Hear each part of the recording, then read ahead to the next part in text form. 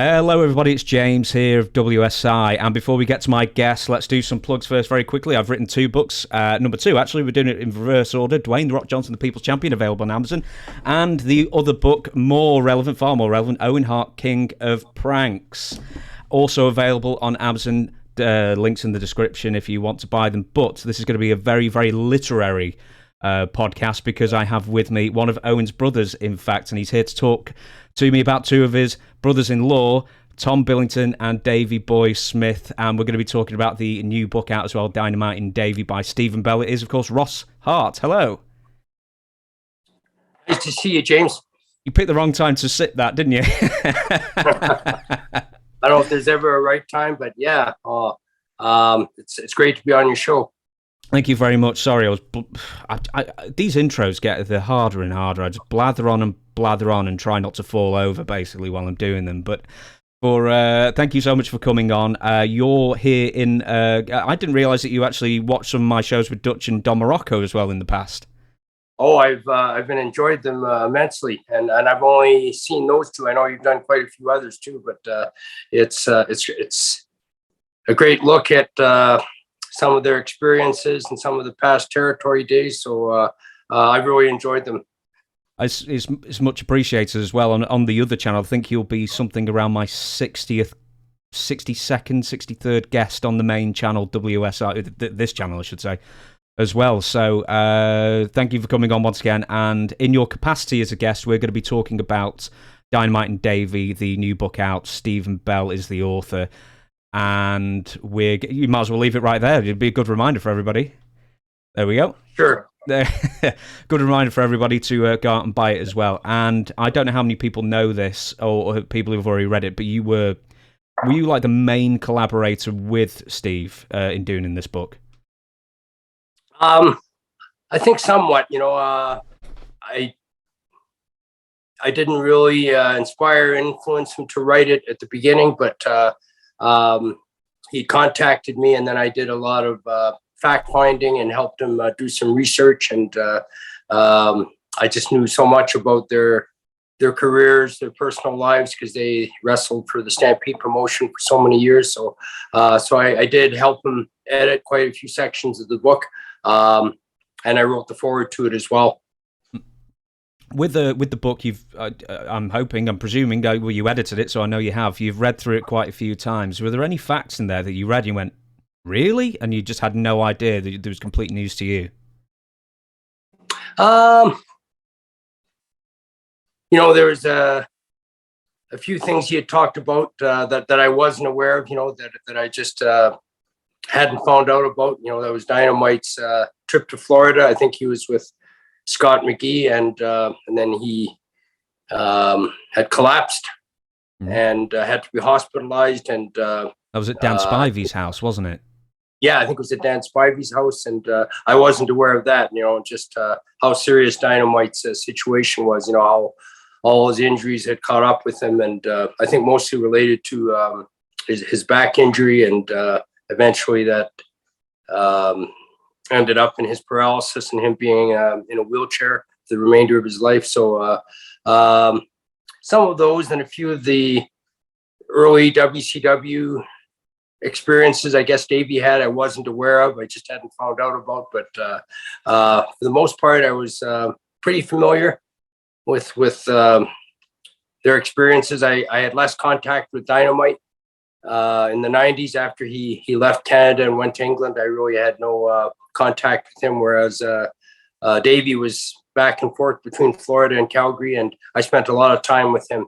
So I had more, I guess, involvement with Davey, but I was very familiar with their careers in Calgary when they worked for Stampede and basically throughout the WWF and their Japan tours as well. We'll get onto the main meat of the script in a second, but I wanted to tell you the one thing that I hadn't realised whatsoever is that Bulldog was meant, when he returned to the WWF in 1990, and this is in Steve's book, by the way, that he was actually meant to replace Brutus Beefcake to win the Intercontinental title at SummerSlam 1990, and it was only a visa issue that stopped him. And I just interviewed Brutus Beefcake a few weeks ago. I would have loved to have asked him about it, and I had no idea. Yeah, I think that was that incident where Brutus got injured with the woman paragliding, I guess, and he had to have the plastic surgery on his face, and just a horrible situation there. But I had heard some references to that, that they had considered replacing him with Davey Boy, and then because he couldn't get his visa or something, they had to delay his start there. So, and I'd also heard he was going to win it from Mr. Perfect sometime later, and then as it turned out, they put the belt on Bret, and it led to their SummerSlam match as well. And I think it was such a great storyline for them to work with each other as in-laws. Even though they had feuded as the Hart Foundation and the Bulldogs years before, very few knew their connection, that they were actually in-laws. Bret was a heel and Davey was a babyface, but that storyline really wasn't brought out until sometime later, and they're both babyfaces. And it was such a classic match they had at Wembley, and so I think it all worked out very well. And that was, I think, probably I would say arguably the peak of his career when he won the Intercontinental title, at least for his solo career. Because obviously his tag team success with Dynamite was incredible. But I think for his individual career, that was definitely the highlight when he won the Intercontinental title, especially in England before a lot of his fans. And what a classic match it was. Yeah, absolutely. We are going to go back to sort of the beginning here. I'm for time constraints as they are, I'm going to have to pick and choose some of the best questions. And I said beforehand, I really over prepare for these things. But excuse me, coughing all over the place. First question is, how often did the Hart kids, all the Hart brothers, go over on excursions to other countries? And obviously the famous story where Bruce sees Dynamite and thinks, I've got to bring him over. How often would you guys leave Stampede or Calgary and wrestle somewhere else? Different times. Bruce, Bret, and Keith were working pretty much throughout the 80s. I think Bruce and Keith had been working earlier. They were older than Bret. Even my brother Smith had some matches, but he didn't have as long a career. But so they would work in Stampede, but sometimes because we were running a territory on a weekly basis, we had TV every week. If you wrestled 52 weeks a year, you got stale. So we would try to get them booked elsewhere. So they do tours of Japan, sometimes Germany. They had the tournaments in Hanover in the fall, and then Bremen, and then they did Austria as well. Sometimes the UK, and then even Australia and New Zealand. So sometimes a few times a year, Bret, Bruce, or Keith would get booked regularly. Japan, though, was a favorite place to go because the money was good, and the matches were really good. The style and caliber of matches were incredible, especially with Inoki, Fujinami, Tiger Mask, some of them. So Bret, Dynamite really looked forward to those tours as well. But from time to time, a lot of my brothers would try to get booked. Even in the States, they would maybe work in places like Texas. We had a good a relationship with the Funks down in Amarillo, and then sometimes maybe in Portland for Don Owen. I remember Dynamite worked there for some time.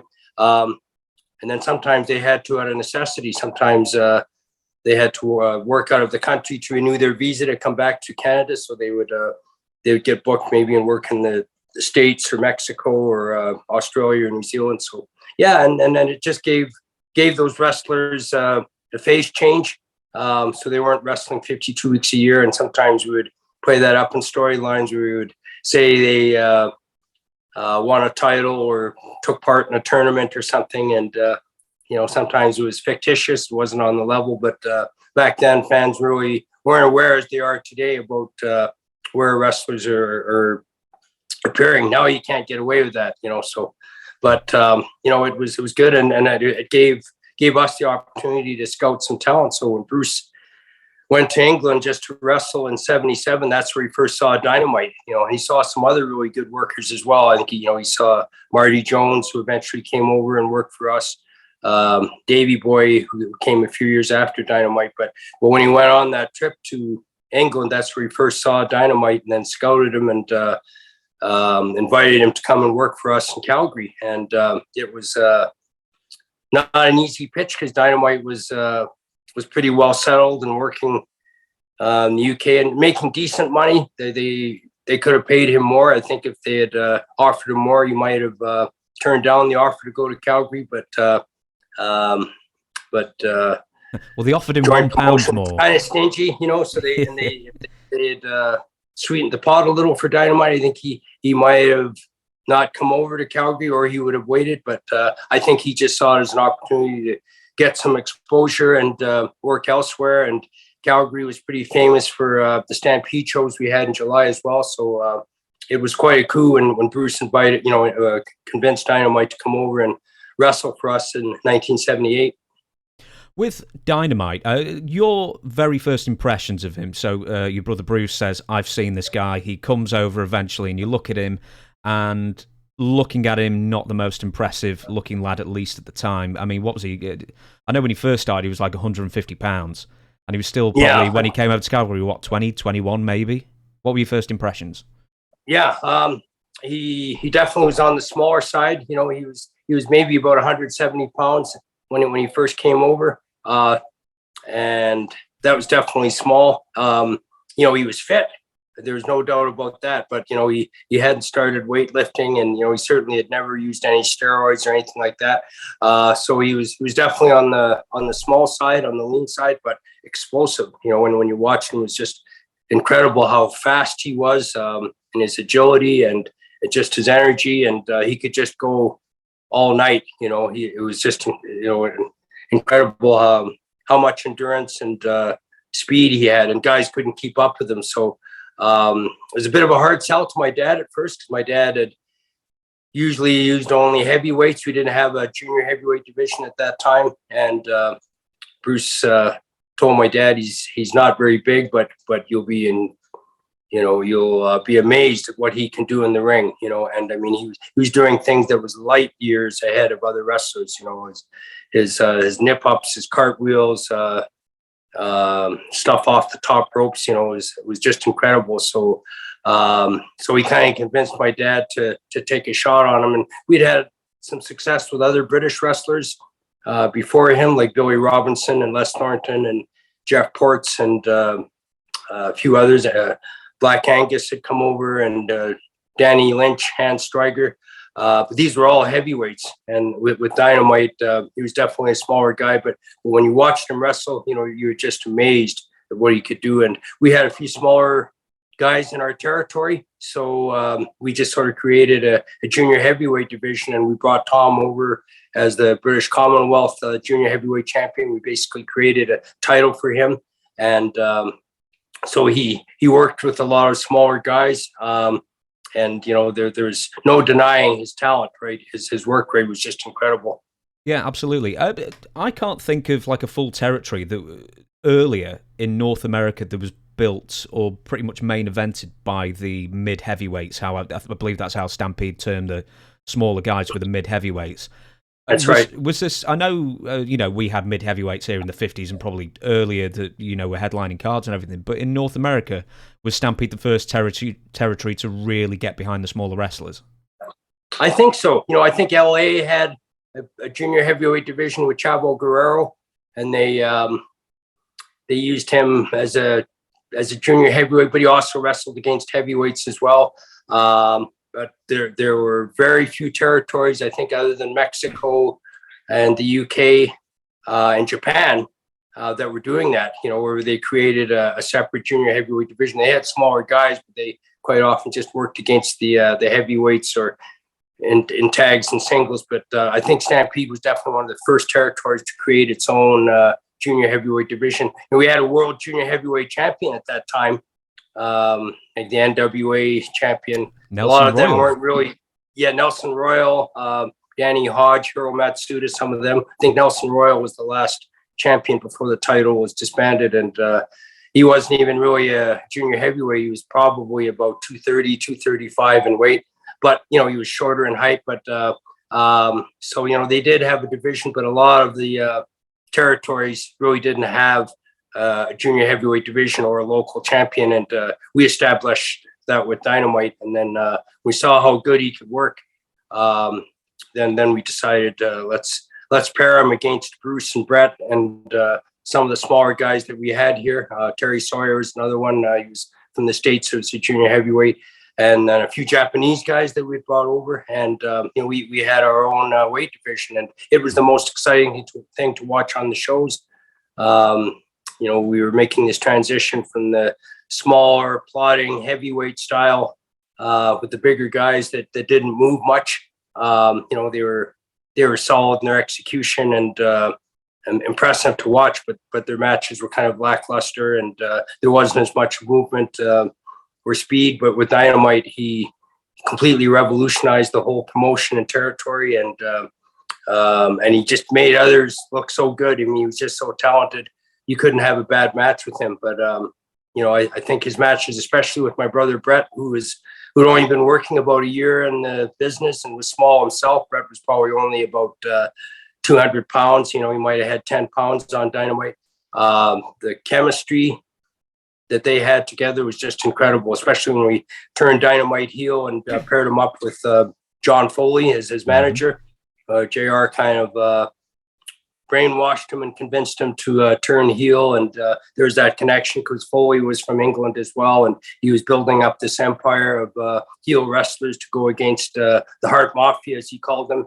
Dynamite fit perfectly into that role, so after less than a year, we turned him heel, and now he's having incredible matches. And there's so much more of a rivalry when it's a heel against babyface rather than just babyfaces. So his first matches with Bret were babyface versus babyface, but when we saw how well they worked together, we changed him heel, and then there's just much more interest there because it was not only two guys that were evenly matched and having great matches, but it was a vendetta.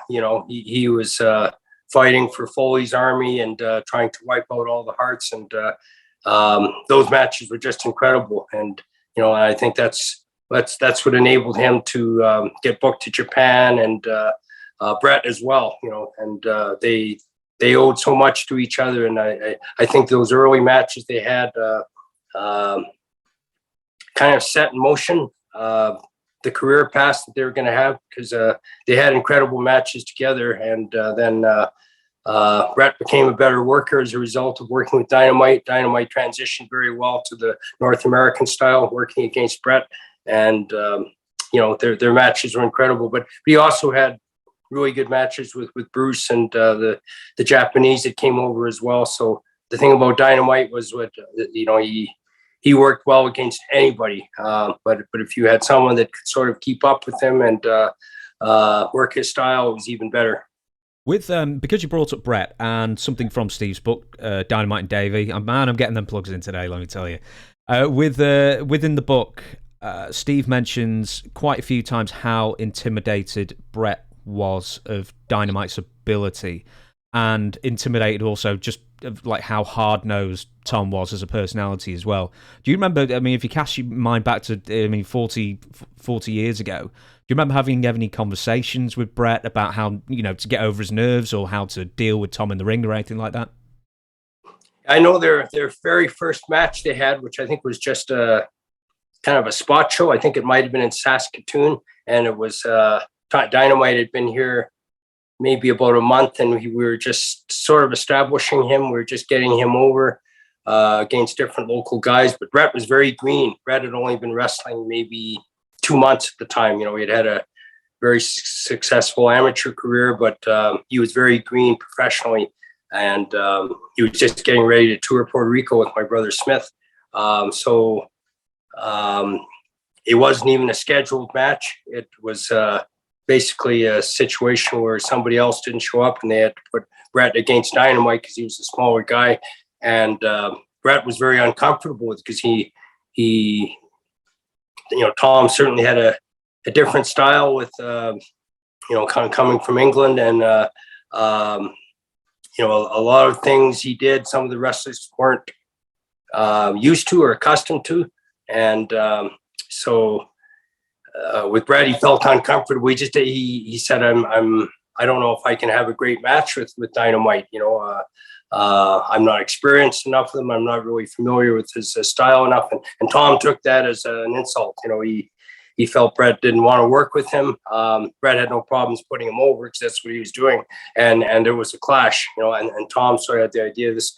He's the promoter's son, and he's afraid of having to put me over or work with me. So I don't know how bad a match it was. I didn't see it, but I know Tom didn't sell for him, and he took a lot of liberties with Bret, just to kind of put him in his place. And I think Bret got a bloody nose out of it, and and he gave Tom a few potatoes as well. But and then so their very first match certainly didn't get off to a very good start. But I think that was mostly because of Bret's lack of experience, and he just felt he was out of Tom's element, and he really wasn't sure if they could have a good match together. And I think it's something he would have rather had some time to think about. If he had known like a week beforehand, maybe he could have worked out with Tom and put a match together. But in this situation, they had basically 5 minutes just to go in there and work, and they were just sort of given their finish. But so it certainly didn't get off to a very good start. But Bret matured, and he went to Puerto Rico, and he wrestled there for a few months. And when he came back, he put on some size, and his work improved a lot. He was getting some experience and more confidence. And then a few months later, Bret had won the title that Dynamite had dropped before he went to Germany. And so there was a storyline for Dynamite to challenge Bret for the title. And this time it was much better. They had like a 1 hour draw on television in Calgary. And because they knew each other a little more and there's a better understanding with each other, it was an incredible match. It was back and forth, and Bret was able to keep up with Dynamite and go the distance with him. And there was a level of respect that they gained for each other that they hadn't the first time. And it was just an incredible relationship they had, and they never had a bad match after that. And then after these babyface matches, we kind of came up with the idea for Dynamite to turn heel, and that just created a whole new program. And then he had some matches with Bruce as well. Bruce was a junior heavyweight at the time, so Dynamite had tag teamed with Bruce prior to that. And then when he turned heel, that created a storyline for him to work against all the Harts, Bruce, Bret, Keith, and then other baby faces as well. So I have, as I've said before, a billion different questions. I have a question to lead off of that, but I can't ignore this. It's something else I didn't know until I read Steve's book, was that I hadn't realised that your father, Stu, when he was when Bruce had seen Dynamite, I hadn't realised that around this time Stu was thinking of selling the territory completely and just getting out of the business. Do you know what the reason was? Was it just too much of a hardship on the family, or houses were going down or something, or what? Business had been bad for us since about 1975. It was just a real bad time in the industry. I know Don Morocco kind of made some reference to Mark Lewin and King Curtis when they wrestled here in 1975.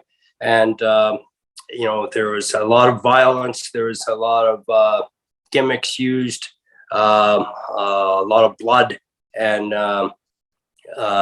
it kind of brought the territory to a level where people had been turned off on wrestling. Our TV our commentator at that time, Ed Whalen, had resigned from the show because he was upset with the storylines, and I think the guys were working hard enough, but it was it just kind of brought the promotion to a level of too much violence, too many suggested references to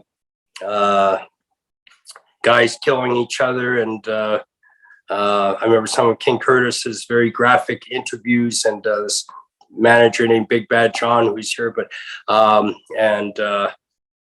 it was really tough to follow that period. There had been so much blood and guts and mayhem, it was really hard to bring the territory back after that. And promotion really stagnated for a few years, and we just didn't have the level of talent. Guys, when we weren't drawing big houses, we weren't bringing in a lot of big talent, because business had become so bad. And so my dad had considered selling promotion to a couple of local guys that wanted to start the promotion. And in 1977, 78, he basically had a deal in place to sell the whole promotion off, just because he was losing so much money and business wasn't there. And when we brought Dynamite in, that made such a difference. His matches kind of introduced a new wave of wrestling. It was basically what we needed, a injection of new faces. And I think that this junior heavyweight division with the smaller, faster guys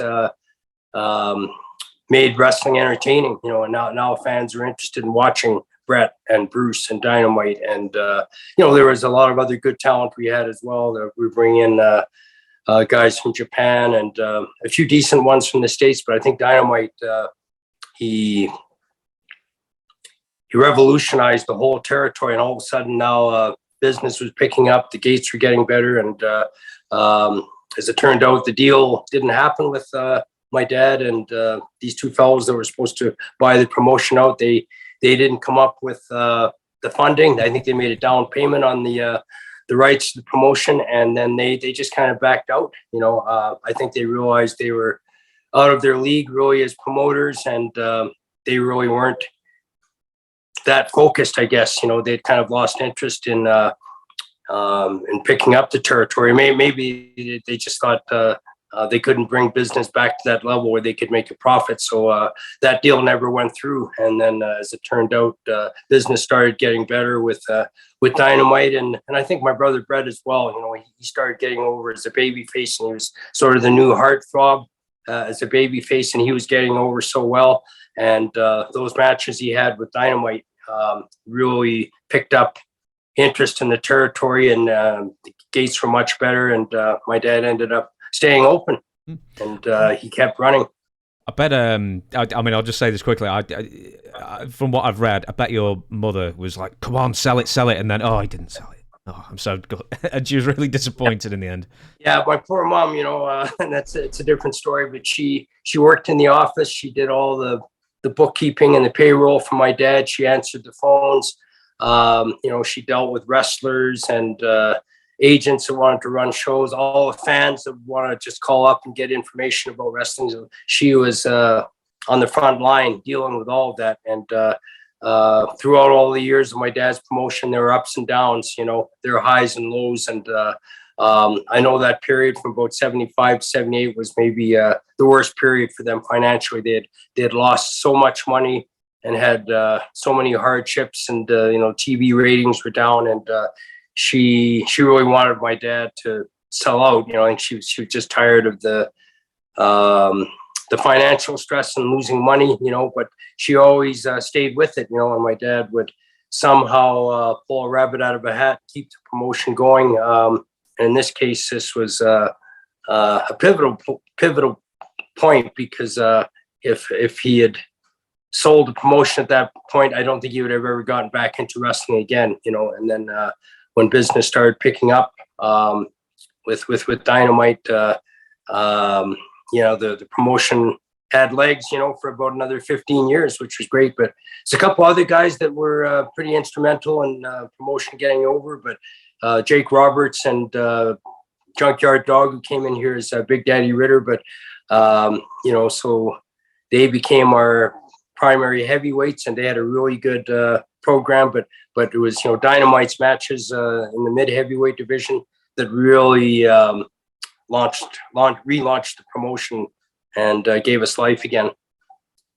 I will sort of go on to what I was asking before, and you said that, or you hinted that, you really had to earn Tom's respect, and someone who earned Tom's respect and vice versa was Harley Race when he came in. I believe, was he NWA champion at the time? Is that why he was visiting? He was, yeah. For first time, I think 1978, Harley came and Dynamite had just been here a few months, and they went on some road trips together. And it's interesting because Dynamite, when he first came, never drank alcohol, never smoked. He was just very quiet, very serious, worked out in the gym. He was obviously trying to put size on, but, he had never taken steroids, never used alcohol, cigarettes, anything like that. I think a lot of that changed when he was around Harley, because Harley was a chain smoker and he drank. Harley would he'd drink, a dozen beers and he'd be behind the wheel. He'd be driving on these long road trips. He wouldn't let anyone else drive. He didn't care if it was somebody else's car or not. But but I think he had a lot of influence on Dynamite. I think he Americanized Dynamite somewhat. But I think. John Foley, his manager, who was a heavy drinker as well, influenced Dynamite, but definitely Harley did. But I think Harley really respected Dynamite's toughness and just his workability in the ring.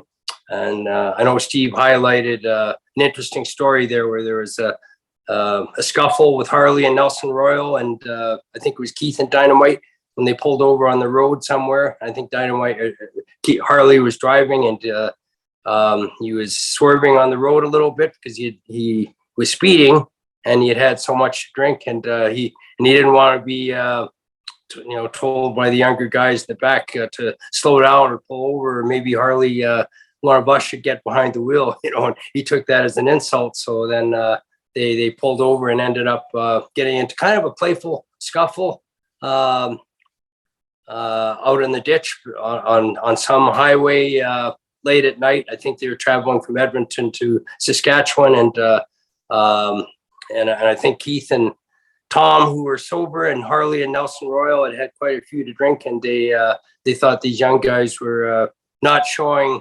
respect and were lipping them off a little bit. So they ended up pulling the car over and getting into a scuffle, and I think Dynamite basically overcame Nelson Royal pretty easily, and Keith kind of took Harley down. But I think because they were more sober, that certainly gave him an advantage. But Harley realized Dynamite would stand up for himself, and he gained a lot of respect for Tom. And then so the few shows he came in and worked for us during Stampede, he saw Dynamite and and kind of took him under his wing. And Tom always enjoyed traveling with him and being around him. And I know Tom had a lot of respect for Harley's toughness in the ring and his workability, and Harley respected him a lot, and saw him as a guy that came over from another country and embraced it and did very well. Tom learned the American style and adapted so well to it, but it never affected his work rate, or his performances in the ring. And he always worked hard, and he didn't soften or become lazy as a lot of boys did when they came over from another country, especially with the American style, which maybe wasn't as solid or competitive as Stampede. And I think that's what Harley always respected about Dynamite. Just how hard he worked in the ring and stood up for himself as well. And never backed down against anyone. We will. I'm struggling of which question to ask you next. I've got so many, as I always say. It's almost becoming a catchphrase. I've got so many questions to ask and so little time. But something that I found very interesting from Steve's book, and I've heard this before as well, is that it was framed to Dynamite that, hey, great news, we're bringing Davey over, your cousin, to come and wrestle for the promotion. And Tom says, if he's here, I'm gone. It's like, that's right. Why do they always have? Did he always have animosity? What engendered this in the first place? Did Tom see Davey as a threat, maybe? I think Davey was trained by the same teacher as Tom, Ted Betley, yep. But he was maybe 3 years behind Tom. So I don't know if they ever even trained together when Dynamite first came over in 1978. I think Davey didn't really start training with Ted until Dynamite had already left UK and came over to Canada. I think with Dynamite, he didn't believe Davey had worked long or hard enough to get to that level. Davey kind of went through the same footsteps as Dynamite in UK. He was working with a lot of the same guys like Mick McManus and Jimmy Breaks. He was tag teaming with Big Daddy, Yep. We're working with guys like Mark Rocco and Marty Jones. And I don't think Dynamite really knew how much Davey had progressed, if he had learned much, but he wasn't convinced, that he was on the same level as him. And he felt if Davey came over and was an embarrassment or showed a poor work rate, it would reflect more on him, especially since they were cousins. And so Dynamite was very adamant to Bruce. He said, "You bring him here, I'm gone." And I don't know when they grew up if they knew each other well. I mean, they were cousins, obviously. I don't know how much they were around each other. Tom was obviously older. He would have been about 3 or 4 years older than Davey. But I kind of got the impression Davey had not earned his respect, and Tom was worried he would try to ride on Davey's coattails, and if he was a disappointment, Tom would have to carry him. And because he was his cousin and because they had the same trainer, Tom felt that was going to put pressure on him, he was not happy when Bruce initially told him Davey was coming over. And I think, as it turned out, then I think Tom was going to go to Germany or someplace, and it looked like he was going to leave the territory. And then Bruce thought, well, maybe this is a better time to bring Davey Boy in now, and because he knew that Tom was very opposed to it. I don't know how serious Tom was that if Davey came over, he'd leave the territory, but he was not happy about it, and preferred he just stay over in the UK. And I think for Tom, he just felt Davey hadn't proven himself and wasn't at that level. Even though they had the same teacher and he was working with decent guys over there, I think he just had a very negative impression of Davey. So this is a guy who hasn't paid his dues. He hasn't worked to get as hard as worked as hard as I have.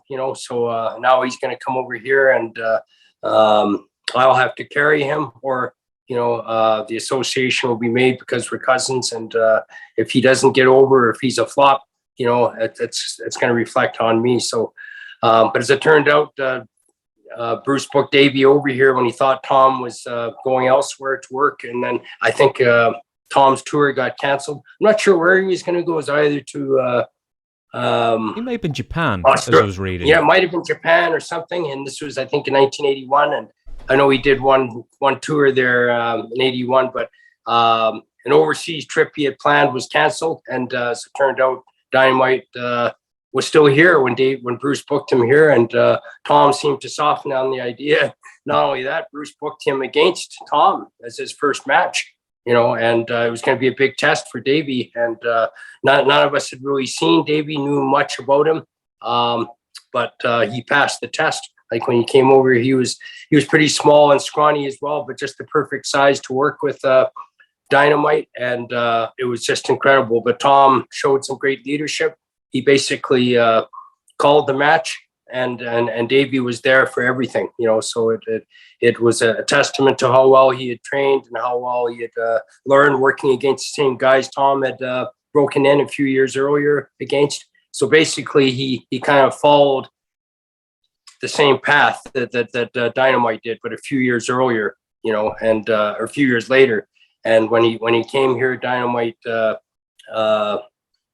tested him, and they had such incredible chemistry in their first few matches, and Davey would not have gotten over as well if he didn't have that first few matches against Dynamite, but Tom called the match, called every spot, and it was just incredible how well they worked. And now he had a new rival, a new guy that he had worked with, because he had already wrestled a lot with Bruce and Bret and Keith, and we needed new opposition for Dynamite, new opponents, and Davey was that person. So, and Tom being the heel and the more experienced guy,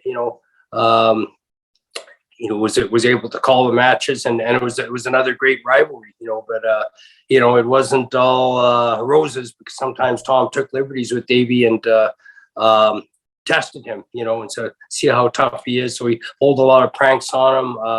He was stiff with him sometimes in matches, but basically Davey passed the test, with flying colors, and because he had those great matches initially with Dynamite, he got over in the territory, and then just learned more and more, and became an incredible worker himself.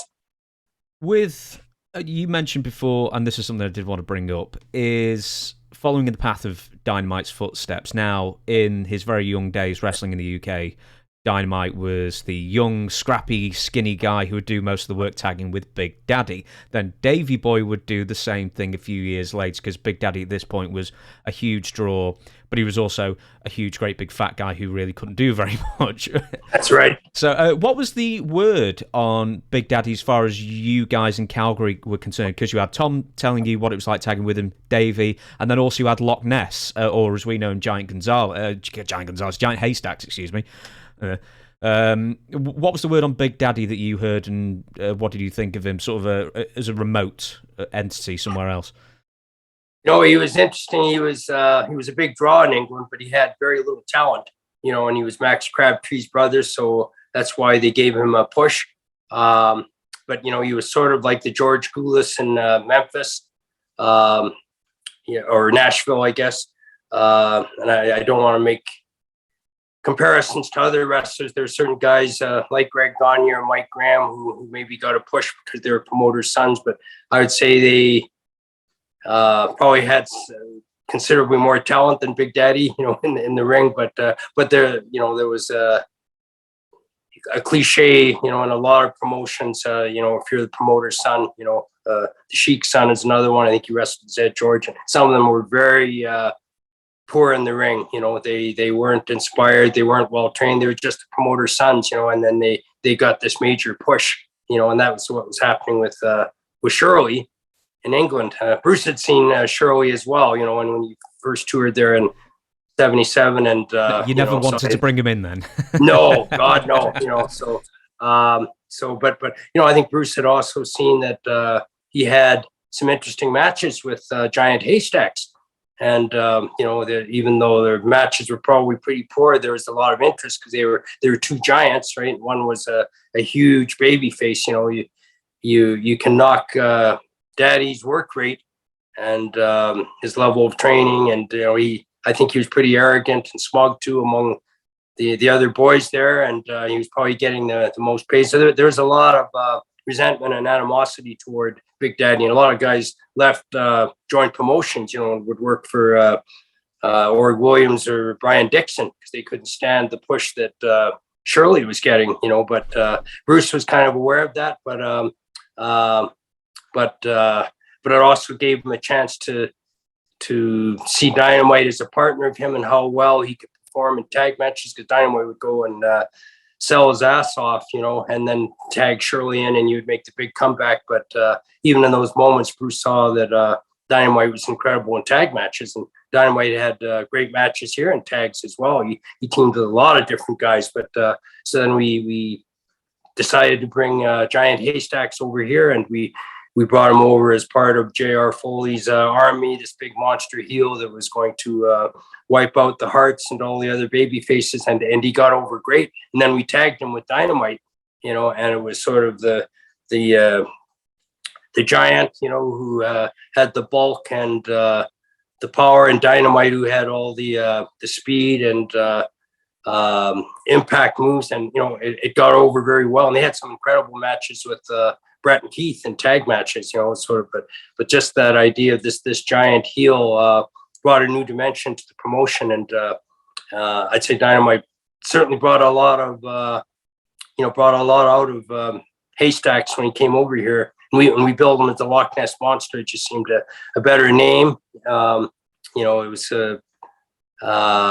all part of this adage of the Sasquatch, or these fictional figures that had been seen in certain areas of Canada, in these forested areas, they'd seen a Sasquatch or someone, and so we kind of capitalized on that name stature and brought him in as the Loch Ness Monster, and it just made more sense too. I mean, we'd already seen Haystacks Calhoun here years earlier, so it gave him a new identity, a different name, and but his tag matches with Dynamite really enabled him to get over. So we, especially since Luke was a little bit limited in singles matches, he couldn't go a long time. So when we put him in tag matches, Tom could do a lot of the work and soften guys up for Luke to get his heat on, basically. And Dynamite was doing a lot of the work there. But so, even as bad as Shirley Crabtree was, it brought out the best in some others,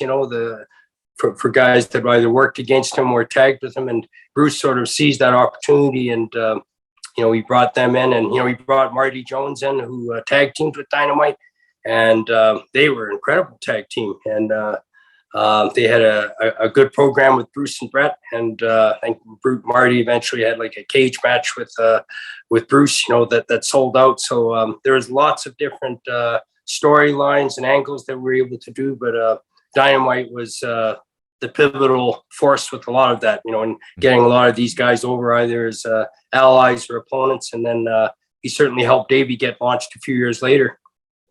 And we'll actually go a few years later again. And what point did you realize that you were not going to be, or you as in Stampede as a whole would realize that you just weren't going to be able to hang on to the Bulldogs very much longer, because there were just more and more offers coming in from Japan and eventually the WWF?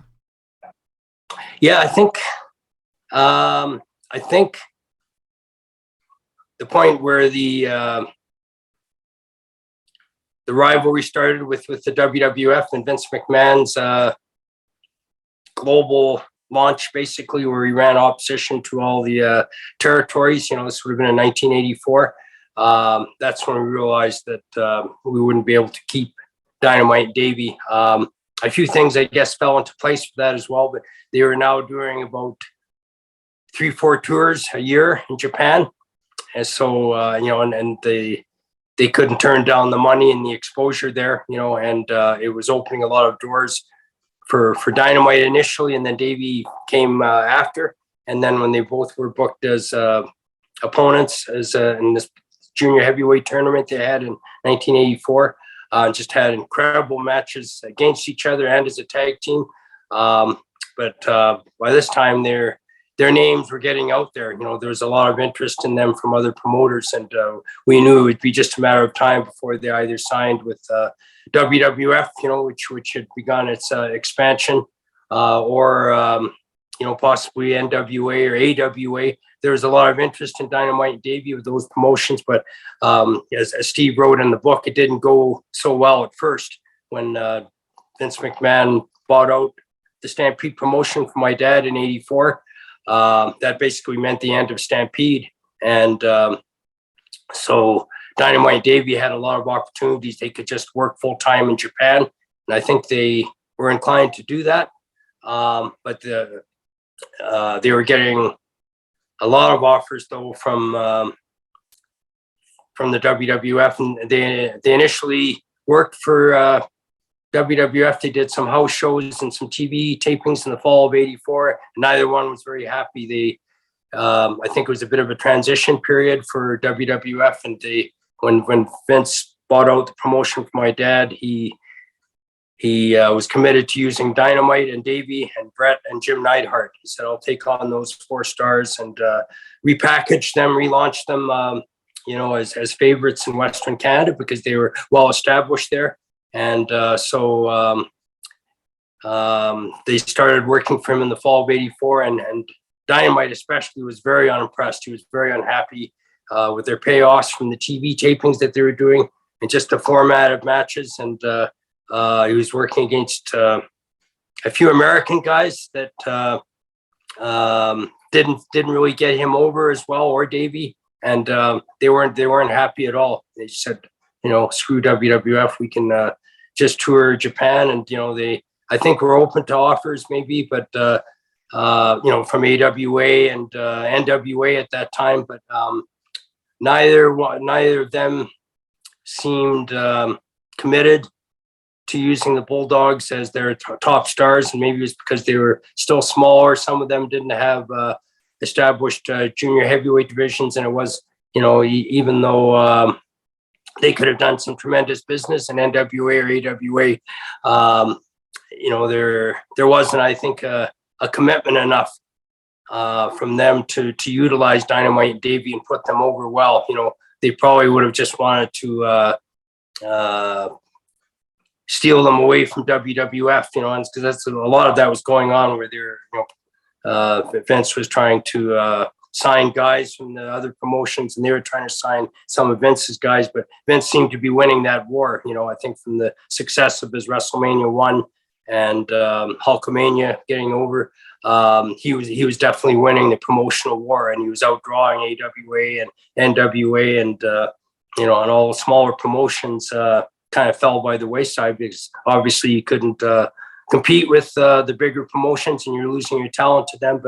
But so initially, Dynamite and Davey were so turned off from WWF, and they vowed not to go back there. They said, "We'll just work for Japan." And then what had happened is they switched over from New Japan to All Japan, and that was a big thing over there because not only did they switch offices, but they did it right at the beginning of the tour. They were booked to wrestle for New Japan's tag team tourney in 1984, and then they had signed a secret closed door meeting, or signed a secret agreement in a meeting with Baba, and they switched over and wrestled for All Japan instead. And that there was huge news because they were big stars in New Japan. All of a sudden, just before a tour started, they switched over and wrestled for All Japan instead. So I think this was a pretty good indication that Dynamite and Davey were independent contractors, and they could do whatever they wanted.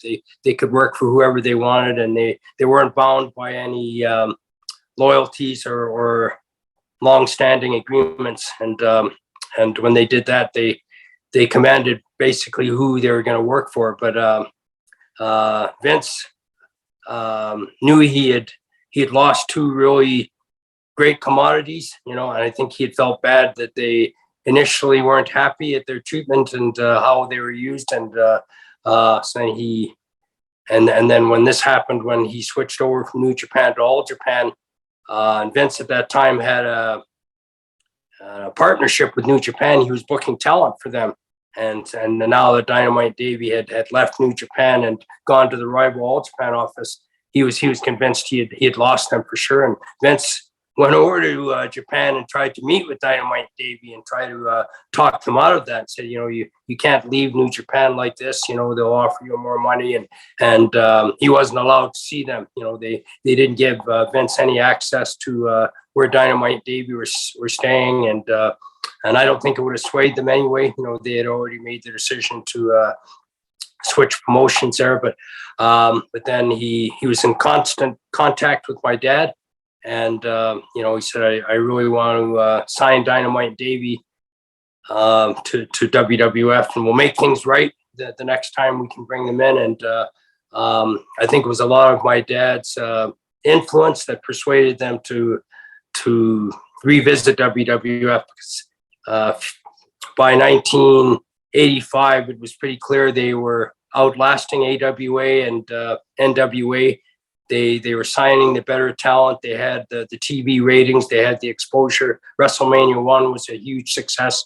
And Vince was winning the promotional war. And my dad had talks with Dynamite and Davey and said, I think this is your best offer.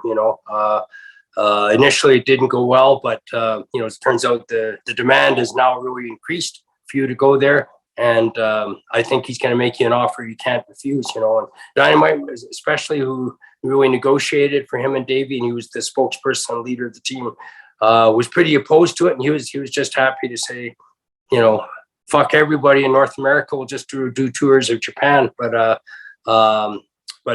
Vince flew them down, had a meeting with them, and Vince basically promised them the world. So I'll put the tag team belts on you.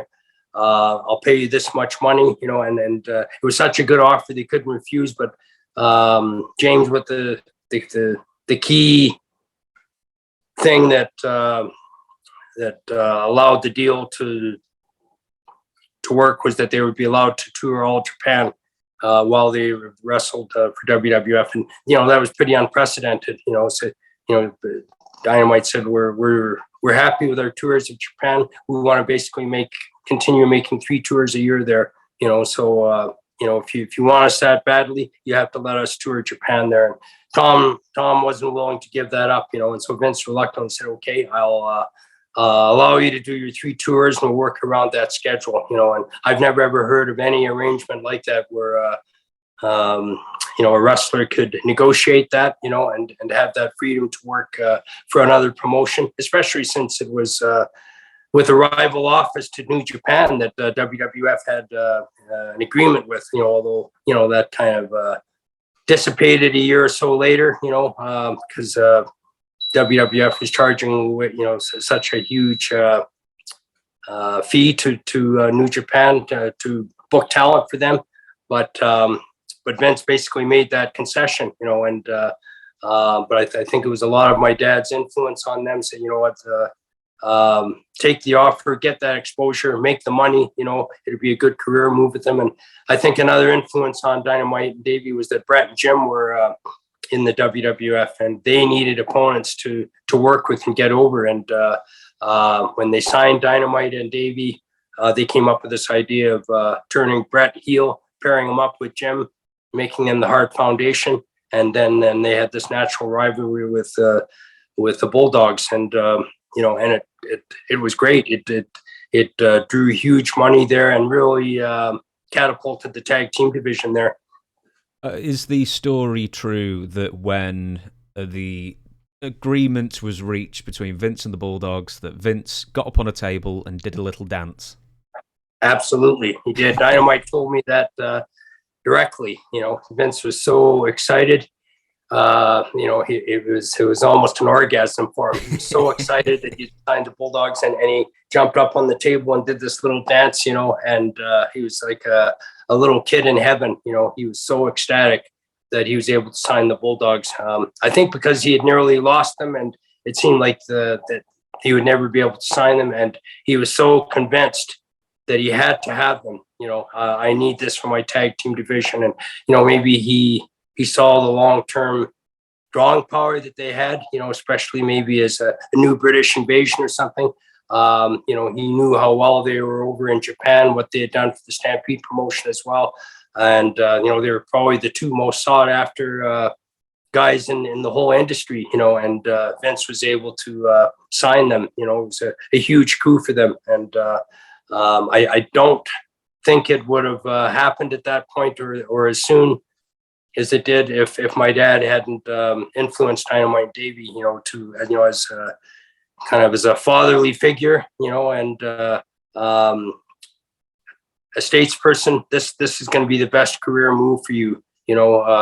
Sign with WWF, get that exposure, make the money, and they obviously have big plans for you, and so they reluctantly signed there, and obviously the money was just too good for them to turn down, and and when they were still allowed to make their tours of all Japan, they had the best of both worlds, and I think they did that for about a year or so, and then when Vince was committed to really putting the tag team belts on them, and said WrestleMania 2, we're going to put the belts on you, they reluctantly gave up their deals with All Japan just because the money was just too good to turn down with WWF, and it was just too hard to travel back and forth and do the tours with both. But they definitely went there on their terms, and when Vince basically made those concessions, they didn't turn it down.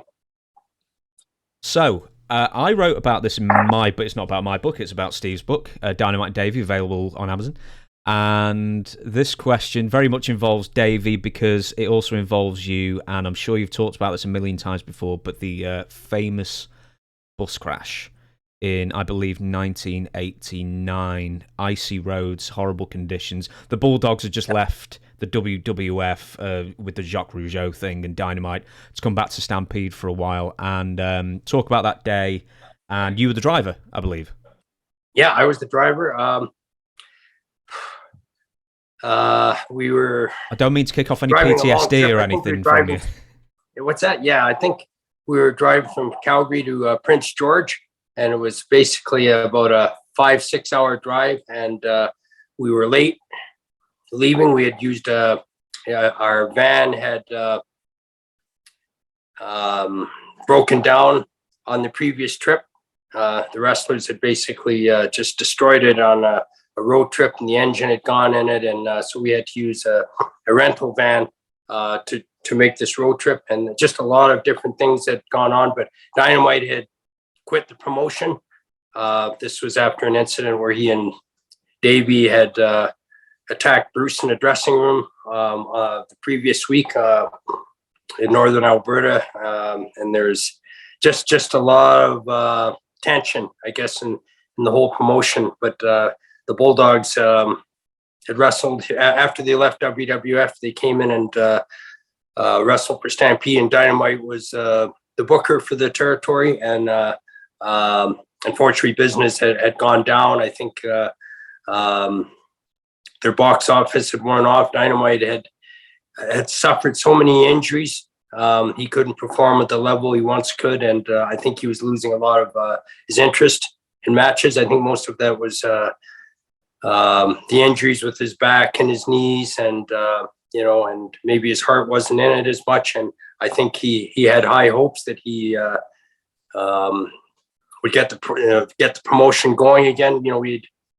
We had lost Owen as our top star the year before, and when Owen left and was he'd gone to WWF, he was our biggest draw, and it was really tough. And we lost a lot of our good talent, to either WWF or WCW. And Dynamite, Davey, after their falling out with the WWF and the incident with Shaw Crucial, and I think Tom was just weary of the travel and the road trips, and he wanted to be closer with his family.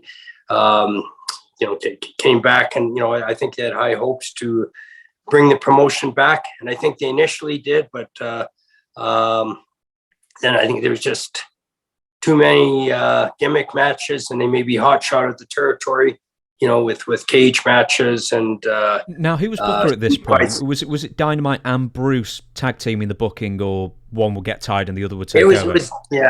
Dynamite had kind of replaced Bruce as the booker. This was in the late 80s, and my dad just thought we needed a change in the promotion, and Bruce had been booking for some time, so Dynamite was basically hired, to be the booker. And I don't think Dynamite would have come in if he wasn't in command. He wasn't just going to come in as a worker or a wrestler anymore, and so Bruce was basically relieved of his position, and Tom came in, and I think initially things went quite well. We had some really good gates with the Bulldogs coming in and winning the tag team title, and we brought Don Morocco in and put the heavyweight singles title on him, the North American title, and then things just kind of peaked after that. Dynamite and Davey we're now touring all Japan again. That was, I think, something Dynamite wanted to do, was restart the tours of Japan. He was kind of fed up with the WWF and the bad feelings the Rougeau incident left with him, and the treatment by WWF of them. The money wasn't as good; they weren't being used as well, and and obviously he'd overcome the back surgery, and he couldn't do what he once did in the ring, and so they started doing tours of all Japan again. And that was sort of a problem with Stampede, because when we got Dynamite and Davey established, and then they had to leave and do tours of all Japan, the gates would drop, considerably, because we built so much around them, so, and after a few months, when business started to drop and Dynamite, he just lost interest, and he wasn't as focused as a wrestler, or as a booker, and he wasn't making all the shows, and he couldn't perform as well. So, and I think he just lost his incentive, and and it was unfortunate, because I know he was enthusiastic and innovative initially, and that waned. I think probably because of his injuries, and he knew he couldn't perform that well in the ring. But he was also drinking heavily, and he was taking all sorts of painkillers. And I think from working in the WWF, they became accustomed to steroid use and taking speed and taking Percocets, and all these things really affected his lifestyle and obviously his performances in the ring. And so he lost his desire to do the long road trips and make the shows. And and when he didn't make all the shows, my dad didn't pay him, and so he kind of had a falling out with my dad, over his position, and basically just resigned. And then Bruce took over as the booker again. This was, I think, after Dynamite. Davey toured all Japan for the second time in '89. When he came back to work for Stampede, Dynamite resented very much that Bruce kind of replaced him as booker, and didn't want to work underneath Bruce. There's just a lot of hostility and resentment there, and it led to an incident in the spot show, and I think it was in Hay River, and Dynamite and Davey just kind of let a mutinous element with a lot of the wrestlers, where they're showing up late for shows. They were drinking late. They were taking all sorts of painkillers and halcyons and speed and whatever to kind of get them through. And Dynamite was pulling a lot of ribs on some of the wrestlers too, and basically just didn't give a shit, and then he'd become kind of an anarchist almost, and he didn't want to work under Bruce's rule, and so this led to an incident in Hay River where they showed up about 2.5 hours late for a show, and Bruce had to carry the show with two other wrestlers. I think it was Bulldog Bob and Kerry Brown, and Bruce had to, because they are the only ones that had arrived at the show, and all the other wrestlers were late coming with the van, and they got there about 2.5 hours late. Dynamite had been wound up because one of the other wrestlers had told them that Bruce had laughed at their situation where they were all riding in one van, and Bruce was riding in a Buick with Bob Johnson, who was the road agent. And I think Bruce was misquoted, or what he said was taken out of context. But when Dynamite got to the show, he was livid, and as soon as he saw Bruce, he kind of just went after him. Bruce said, "Why are you guys so late? It's 2.5 hours. The show started 2.5 hours ago, and we've got a solid crowd here." And Dynamite's response was, "Boom!" He just punched Bruce in the jaw, and Davey, I think, headbutted him. So Davey was kind of a follower, and he was very much misled or influenced by Dynamite. So this led to a lot of tension with the promotion, and then it just happened to coincide with my brother Owen's wedding that weekend. So Davey was married to Diana, so he was allowed to attend the wedding, but Dynamite wasn't. Dynamite was actually booked to wrestle a show in Edmonton, and Dynamite felt insulted. He felt rebuked that he wasn't allowed to come to the wedding.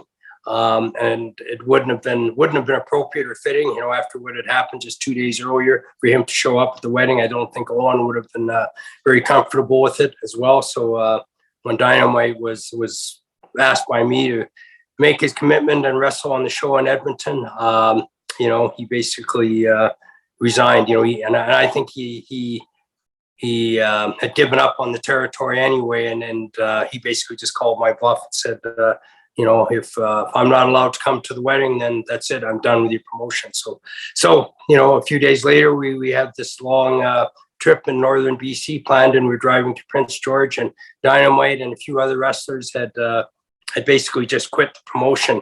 And so we were picking up wrestlers, getting ready to leave Calgary, and Dynamite had quit. Some other guy named Ricky Rice had basically just quit, and it was kind of a anarchy almost with the promotion, and so that delayed us from getting on the road.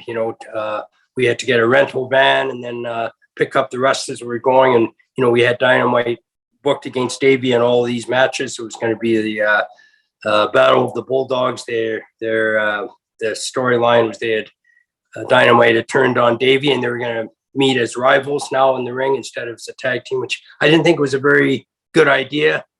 I think they always meant more as a tag team, but in any case, that was a storyline that was followed. But Dynamite had quit the promotion, so it left us shorthanded, but it delayed us from getting on the road, picking up the pieces and seeing which wrestlers were making the trip. And because of that, we were behind schedule. And then when we were driving through Jasper, even though it was summertime, it was icy roads. They had a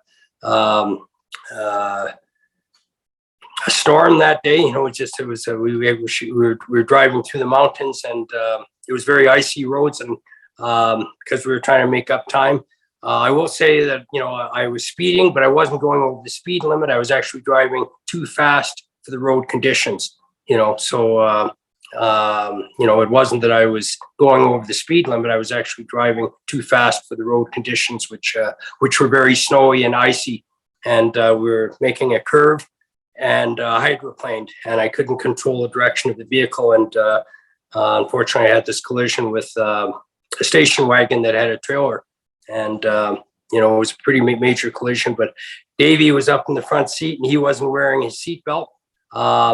And he went head first and hit the windshield. And if he had been wearing his seatbelt, he would have been fine, because I was wearing my seatbelt, and it was my side of the vehicle that had the collision with the other vehicle. And basically, I was fine.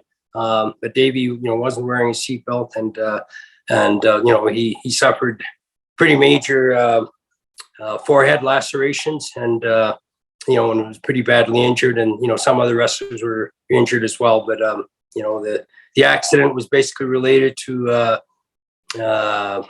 driving too fast for the road conditions, and we were late trying to make a show.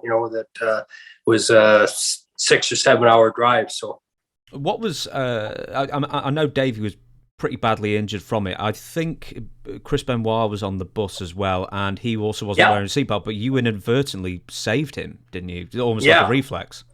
Yeah, when we collided, I put my right arm out, just to stop the others from going forward. I wish I could have done that for Davey Boy, but I think that's what stopped Chris from going forward, because he would have hit the windshield or the dashboard, and suffered some injuries as well. So, and I think a Japanese wrestler was slightly injured in the crash. I'm not sure if he maybe injured his shoulder, but Samuhara. Yeah. And then Carl Moffat, who's sitting in the very back seat, the spare tire flew up and hit his leg from under the seat and broke his leg, which was very unfortunate, and so Carl and Davey suffered the worst injuries for sure. With Davey specifically, was it a neck injury? Was it a concussion? What was he suffering concussion, from? I don't know if he had a shoulder separation, possibly, but I know major lacerations to his forehead, and concussion as well.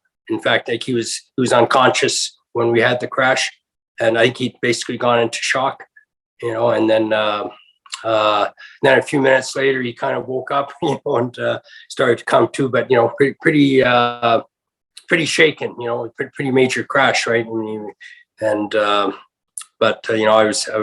I was relieved but concerned about him at the time too, because it was pretty scary situation, right? A lot of blood, and it was very clear to see, the injuries from hitting the windshield. But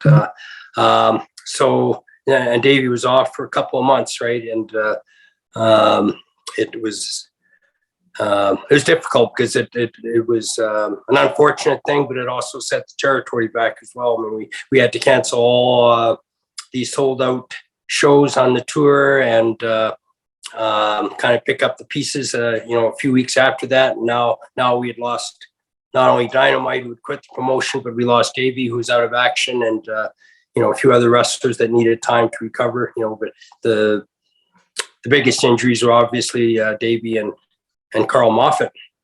This just thinking of this. This was, I think, the same year this bus crash as the Adrian Adonis bus crash, where he ended up getting killed. And I think he was going 1 year later. Was it 1 year later? Yeah. So I mean, Yeah, that was 1988. I think it was the exact same date, but 1 year later. So it seemed like July 4th was a doomed day for wrestlers. And I believe Brutus Beefcake had his incident, with the parasailer on July 4th, if I'm not mistaken, years later. But it just seemed to be a doomed day for wrestlers in many years, July 4th, that long weekend. But our accident was 1 year exactly after the crash with Adrian Adonis and the Kelly twins. And I mean, if you're a wrestler, stay home on July 4th, I think is the don't go traveling anywhere seems to be the advice there. Because I mentioned Chris Benoit, or we mentioned Chris Benoit. I don't quite know the timelines here. I'm sure you'll correct me if I'm wrong, but I think Chris Benoit was in the promotion before Tom and Davey returned. What did Tom, I suppose specifically Tom, but what did Tom and Davey think of Chris Benoit as sort of like a mini Dynamite in that sense? Yeah, it was interesting. Chris was just a fan. They used to go to the shows in Edmonton, and it was obvious he idolized a lot of the wrestlers, but especially Dynamite. I think as far back as the early 80s, he was just a little kid coming to the shows, and he was very quiet, but I think he was always wanting to get a picture with Dynamite or an autograph with Tom, and Tom kind of just ignored him, but obviously he caught Tom's eye, just as a fan growing up. And then when they went to the WWF in '85, Chris broke into the business, and she started working for the Stampede promotion in '85. Somebody else had trained Chris initially, as some guy named Mike Hammer out of Edmonton, and then he sent Chris to train with Bruce and I in Calgary for a few weeks, and then we needed new baby faces, and Chris was just a natural athlete. He picked it up very quickly, but he was very inspired and influenced by Dynamite. You could tell by what he was doing in the ring, and so he broke in with us in the fall of '85, and and had a great run. Chris just he was just naturally blessed. There's certain ones like Brian Pillman, like Chris, like Owen, obviously, that were natural talents. They just picked it up right away, and and they had some other good guys to work with as well. But I know Chris was very much influenced and patterned his style after Dynamite, and then after he broke in with Stampede for a couple of years, Tom obviously kept his eye on him, saw him at some shows, and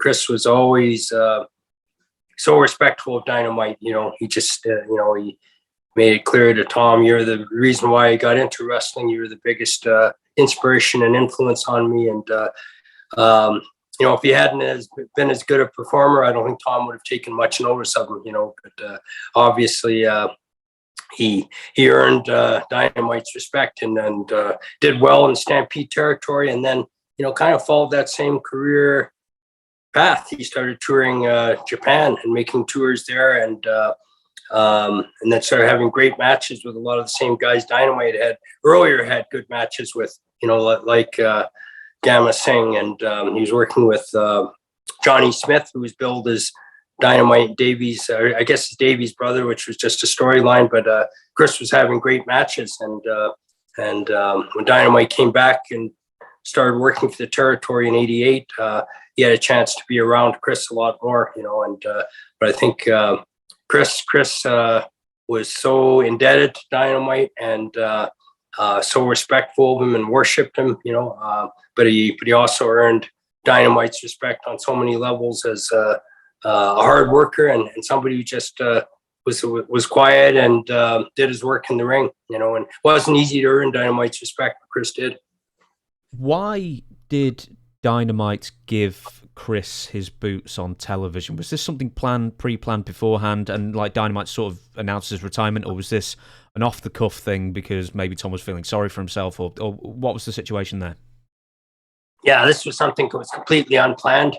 Dynamite just, I think it was his way of passing the torch to Chris, and I think he he kind of resigned that he wasn't going to be working for the Stampede promotion any longer, or much longer, so it was interesting because he was working heel at the time as well, but I also think it was a genuine gesture. It wasn't just done something to get a reaction from fans, but it was Dynamite's way of saying, I'm passing the torch on to you, because you're going to be the next big star, basically. And since you've patterned your style after me and referred to me as a role model, I'm passing these boots on to you. So, but it was something completely unplanned, but it was seen as a pretty sincere gesture. And Dynamite didn't make overtures to that many wrestlers, but obviously Chris had won his respect and won his heart, and that's why he did that. But it was completely unplanned and very spontaneous, very genuine. But I think Tom was feeling a lot of mixed emotions at the time, and it was after a very tough period with him, with the fallout from the WWE, and then kind of giving up on what he could do for the Stampede promotion, and his own career was kind of at a crossroads. It looked like all he was going to really have at this point, especially with all the injuries and the lifestyle he had become accustomed to, that he's just going to be making tours of Japan, and that was about it. And so this was his way of passing on the torch to Chris. Well, because I know we were saying this beforehand, sort of the interview is slightly more dominated by Dynamite than Davey, but I want to bring up Davey now. And he was I'm sure you find this very easy to believe that he was my favourite growing up as a kid, because he was the local boy, and he'll always forever be my favourite ever wrestler, Davey. We talk about Dynamite a lot being a really revolutionary wrestler, and you can watch the match with Tiger Mask and or Stampede and WWF and everything like that. But with Davey, what did he specifically bring to the table that maybe even did better than Dynamite? Yeah, when he initially came over, you could tell that he was taught by the same trainer, Ted Betley, and Ted was just a great teacher. But he had them doing everything, a lot of mat and ground wrestling, but then just a lot of beautiful transitions, with the acrobatics and aerial maneuvers. And Davey couldn't do that on Tom's level, but as well as anybody else could, there. And I think just because he had some great athleticism, and he was taught by the same teacher. So what Davey added though was his size, and when he became a full heavyweight, and obviously, Dynamite Davey did take a lot of steroids to get bigger. They had to compete with bigger guys in the industry, and their opportunity to make money as a tag team, meant that they would have to get bigger, to work with bigger guys. So Davey added that power and size, to the team. When Dynamite Davey had done so well as opponents and rivals, it just made sense to put them as a tag team. So Dynamite, offered the speed and explosiveness. Davey could match quite a bit of that, and then added the power. He did the moves like pressing Dynamite above his head and then launching them as a projectile at opponents, right? And that's what helped get them over so much as a team. It was such a balance of speed and size, and just great chemistry and timing. They timed their moves so well as a tag team. And when you look at Dynamite Davey, they were so innovative, so original. They didn't copy anybody. They had their own style, and it got them over so well in Japan. It got them over in Stampede. It got them over with WWF, and it was just such a well-balanced team, but it was something you couldn't see with other teams, and then their ability to have great matches with anybody. They could work with the Hart Foundation, with Demolition, with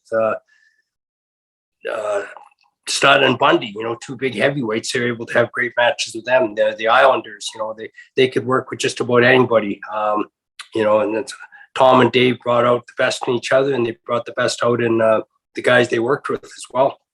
I'll ask a couple more questions and we'll do the finale. This is something that actually came to me. I've not written it down, but we all know Montreal. We know the story. It's been told a billion times before from the perspective of Bret. I wrote about it from the perspective of Owen as he was conflicted, but Vince offered him a lot of money to stay and that kind of thing.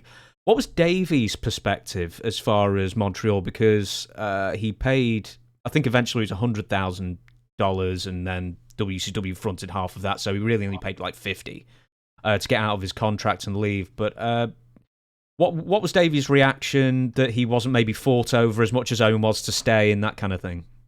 Yeah, I know Davey's initial reaction was he was very loyal to Bret. He was upset at the screw job, and what Vince had perpetrated.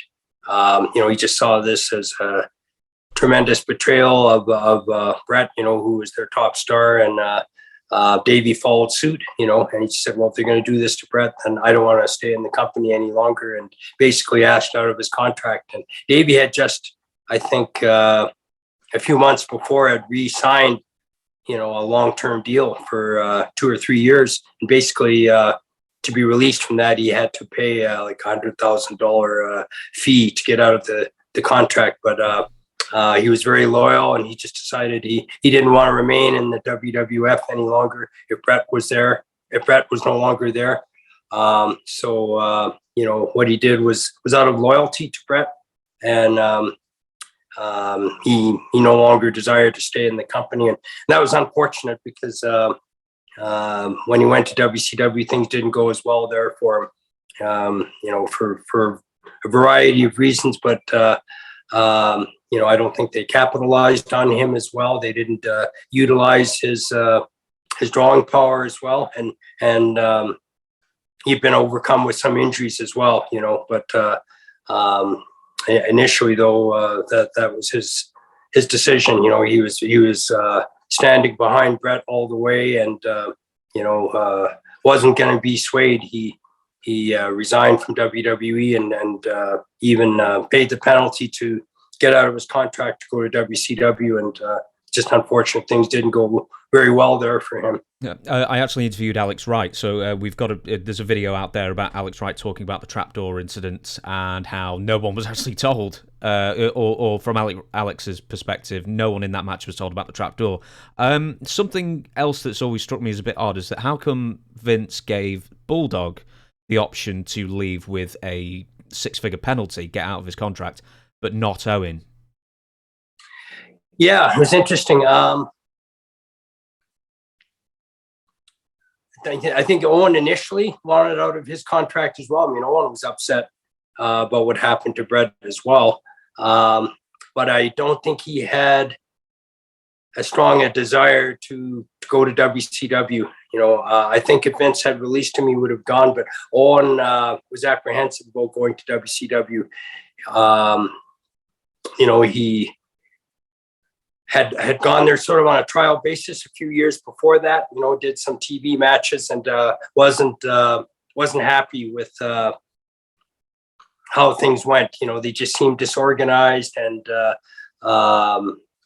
everything was sort of focused on maybe Hulk and Kevin Nash and Scott Hall, and it was before then. It was this Bulldog, or was this Owen you're talking about? Sorry, because Owen was there about 1990. Well, sort of Owen, but I think he was worried that he'd be kind of lost in the shuffle, and what would they do with Owen if they went there, and he was apprehensive about going there. Davey, I think, thought, and Davey had already had some pretty successful runs with WCW and was pretty sure that he could do well there, and I think he wanted to be with Bret. He was friends with Hulk as well, wasn't he, Davey? He was quite close with Hulk. Yeah, he was, and so, he had gone back and forth between WWE and WCW a few times, but, this incident with Bret was kind of the final straw for Davey, and he quit basically out of protest. Owen wasn't as sold on going to WCW. He wasn't convinced they would have a spot or a role there for him. And, as hard as the traveling was with WWE and the lifestyle, he was comfortable there, aside from what had happened with Bret. And, and so he initially asked for his release, but Vince, I think, sort of had some idea, well, if I keep Owen here, I'm not going to keep Davey. Davey's pretty much adamant that he wants to be released, and he's not going to stay here no matter what I offer him, so and he just felt there can be a storyline for Owen, if he stays here, as Bret's brother, who wants to avenge, Shawn Michaels and Triple H and whoever else was sort of behind the skullduggery of the screw job. And then that was becoming pretty clear to all the fans what was going on, especially with the documentary that came out, Wrestling with the Shadows with Bret, so I think Vince thought Owen could be capitalized on in a storyline as the one lone heart who remains with the WWF and carries on without Bret. So he upped Owen's guarantee, signed him to a new contract, offered him more money. I don't know exactly what he was making, but he's going to be making a lot more money than before. And well, I can actually quote that. Almost quote it. I wrote it in the book. It was a few years ago. I think Owen had actually been bumped up, even though he didn't ask for it. He'd been bumped up to something like somewhere between 350 and 450. He may have been 450, so he was in amongst the top 10 paid guys in the WWF at the time. So even though Vince had him under contract, he thought, sweeten the pot, keep Owen happy. And I believe that Owen had also, I might be getting my timelines wrong, it was a few years since I wrote the book, but it was something like he'd just maybe bought a plot for a new house to be built on as well. He needed that. Yeah, so he needed that security. Yeah, so it was either stay with the company that screwed your brother, basically, but you yourself might have a good future with, so I think that was a heavy decision for Owen, because he loved being with Bret, and they had a great run as the New Heart Foundation, and it was really unfortunate because there's so much untapped potential there with Bret and Davey and Owen working with Steve Austin and DX and all the other factions they had in the WWE at that time. Ken Shamrock, all these guys, and they were doing great business with this Canada versus America rivalry, so and it's really unfortunate that was all kind of lost, that was jeopardized. But I think for Owen, it meant he was going to be making more money, and WWE just seemed more stable to him. So he reluctantly made that decision to stay behind with WWE. And like you said, he had just committed to building a new house, and he had 2 kids basically that he wanted to support. And I think for Owen, he didn't want this instability where he has to go to WCW and not know what they've got planned there. And they just seem very disorganized and weren't using a lot of their talent well, even though they were paying outrageous guarantees. He didn't want to get lost in the shuffle there. So, he chose to remain with WWF. And I think, in Owen's defense, he just wanted a stable 3-4 more years, and then he could maybe retire, and make enough money that he, could retire and spend more time with his kids, and for Davey, on the other hand, he thought it would be a good career move, and he could no longer stay and work for the company that had betrayed Bret, and unfortunately, it turned out to be a disappointment for Davey. Yeah, absolutely. I'm going to ask you one more question. I'm afraid it's the one that that's sort of coming. The fallout between Davey and Tom is something that's, even reading the book, was slightly unclear what really set it off. Was it just I'll advance this and you tell me if I'm right or wrong, is Tom knew his body was breaking down and he needed Davey to do the tag matches and to sort of maybe get him through a couple more years at top dollar with the British Bulldogs name, and then Davey goes to the WWF re-signs, and then Dynamite doesn't have the Bulldogs sort of lean on anymore. Is that true? Is that where the fallout comes from? Yeah. And I think for Tom, it was a sense of betrayal on Davey's part when he decided to go back to WWF and leave the Bulldogs behind. I know Steve talks about it in his book, where Davey had kind of approached Dynamite after after the Stampede promotion had closed and they were just going to be doing all Japan tours, basically, and maybe there's the opportunity to do some other overseas tours, like maybe New Zealand, possibly the UK, but Dynamite wasn't interested in that. He had no desire to go back to WWF, and I think Davey missed that exposure, and obviously the really good money there as well. And so Davey approached Dynamite, said, maybe we should consider going back to WWF, and Tom was absolutely, adamantly opposed to that, and basically just said he didn't want to work for Vince anymore. And so for Davey, he had to make a choice. Do I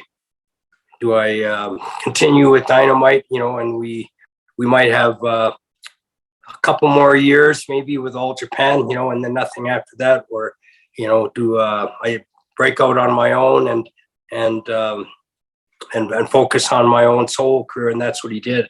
So, and I think Tom just felt there was such a sense of betrayal and abandonment.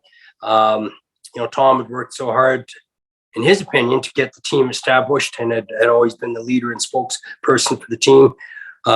When he had his injury, Davey had to pick up the workload for the team considerably, and I think he was happy to do that.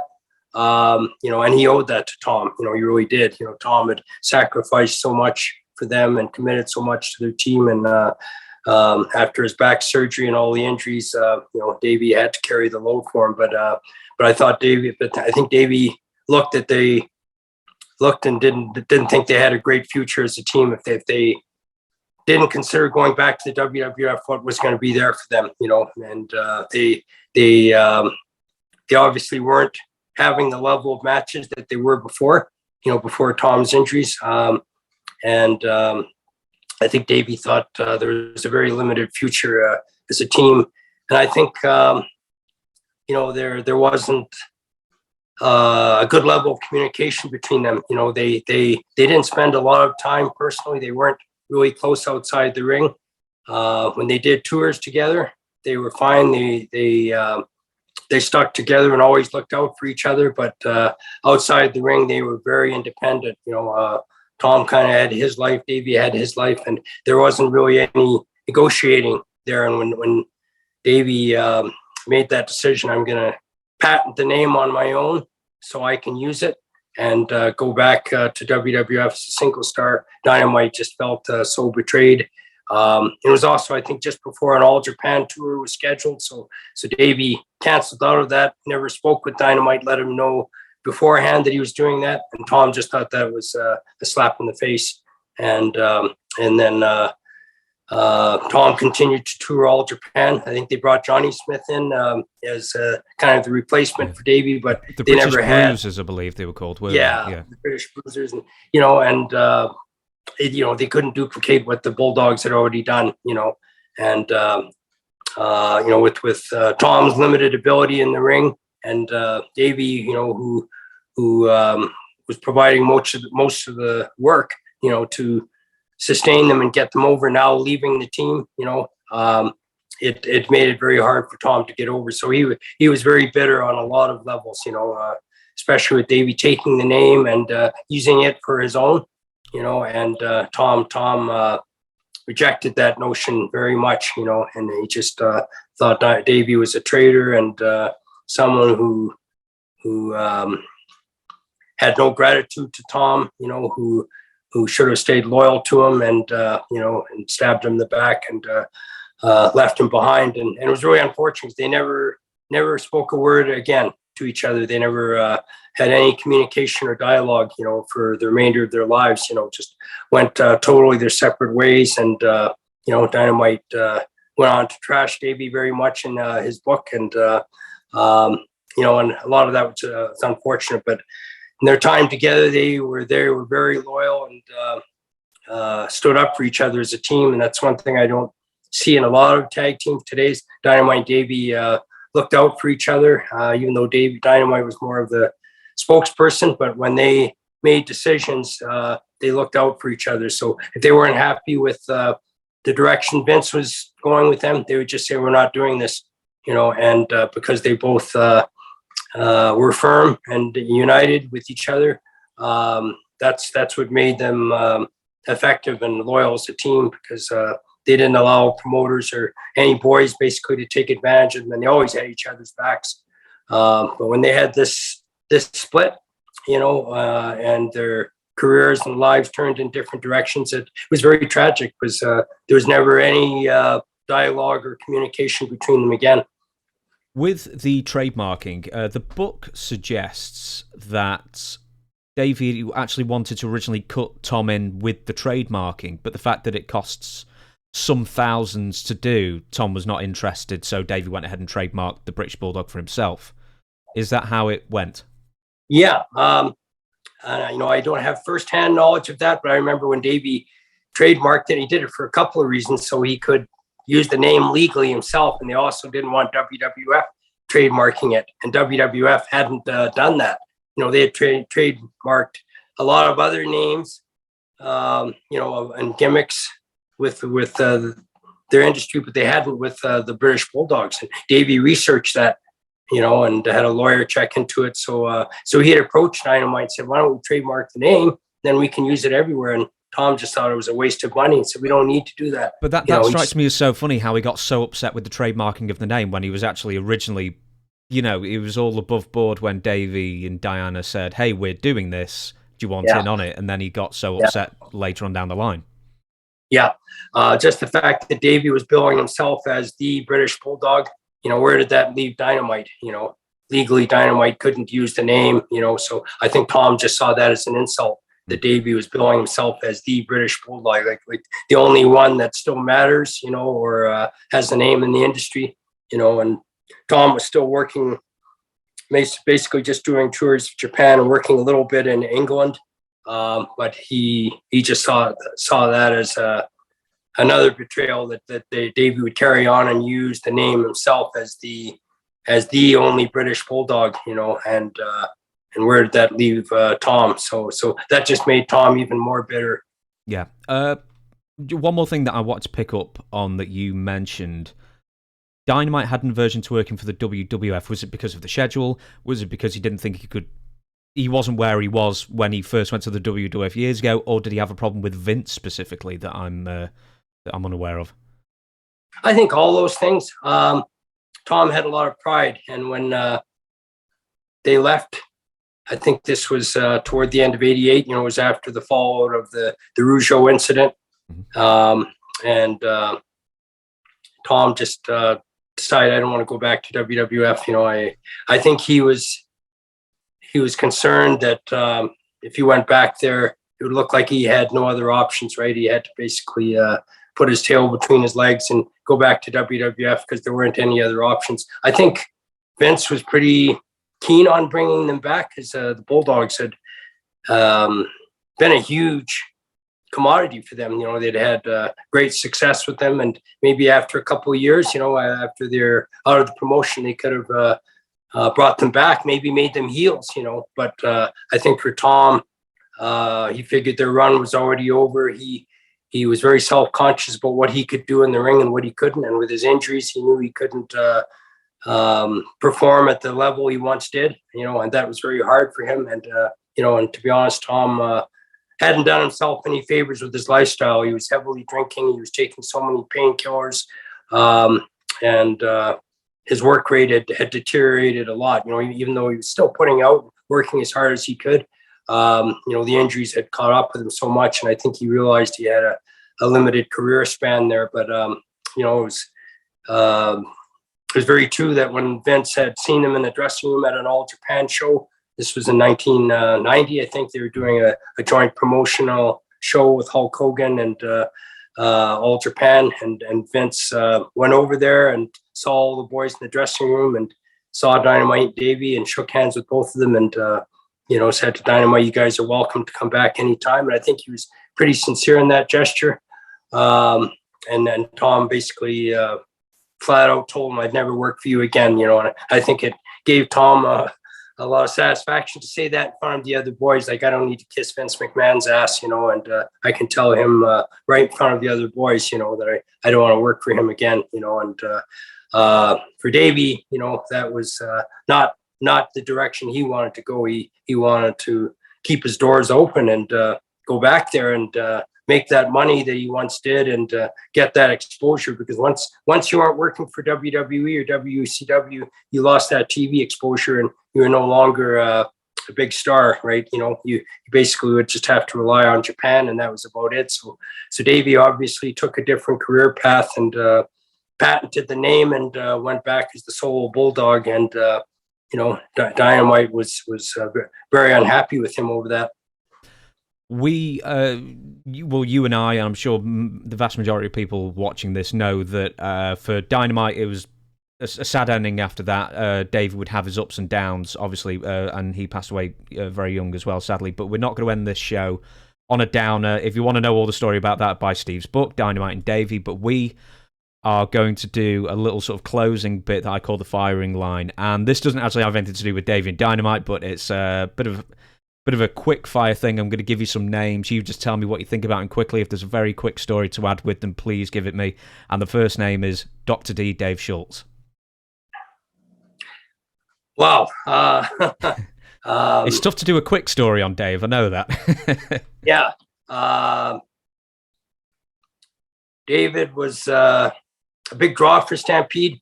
High-powered, but very volatile and explosive, very easily reactive, so we made good money with him, but he was a handful to handle. He was very opinionated and didn't mix well with some boys, but he had a lot of toughness, which he could back up in the ring, and a lot of charisma. And we drew with him, but he was very corrosive, and if you caught him in a bad mood, there's no telling what he might do. Quite unpredictable in that sense. And that seemed, that seemed to follow him in any promotion where he went. Where he was at odds with wrestlers or TV commentators, and sometimes just very impulsive. About what he would say or how he would react to certain situations. So a big money maker, but very volatile and unpredictable. Do you know what? Forget the quick fire round. Just for Dave Schultz, you've got to give me one specific story that sort of encapsulates all you've just said about Dave. Dr. D, David Schultz, a great draw. Did great interviews. Yeah, can we start this one over? No, sorry. Well, I'll say again. Why was he a corrosive element in the locker room? Who was sort of against him, I suppose, or who was he against fighting? Yeah, and I'm not happy with the way that came out, but I've got to make this quicker here, James, because otherwise I'm going to digress into a story, but into a long story. So yeah, okay, but maybe I'll leave Dr. D. I'll leave Dr. D for now, and we'll carry on there. Yeah, I'll go back to him though for sure. Okay. Abdullah the Butcher.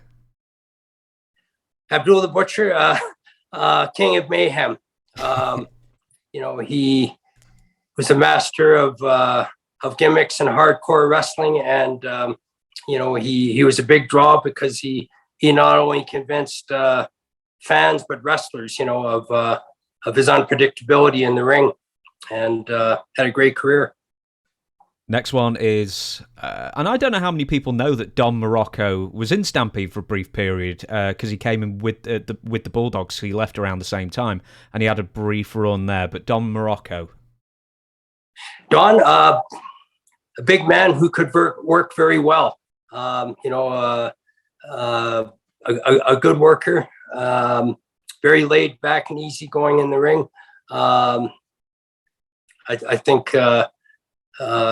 Had success in many promotions because he was a good all-around worker, and for a bigger man, was quite agile and adept to working with different guys.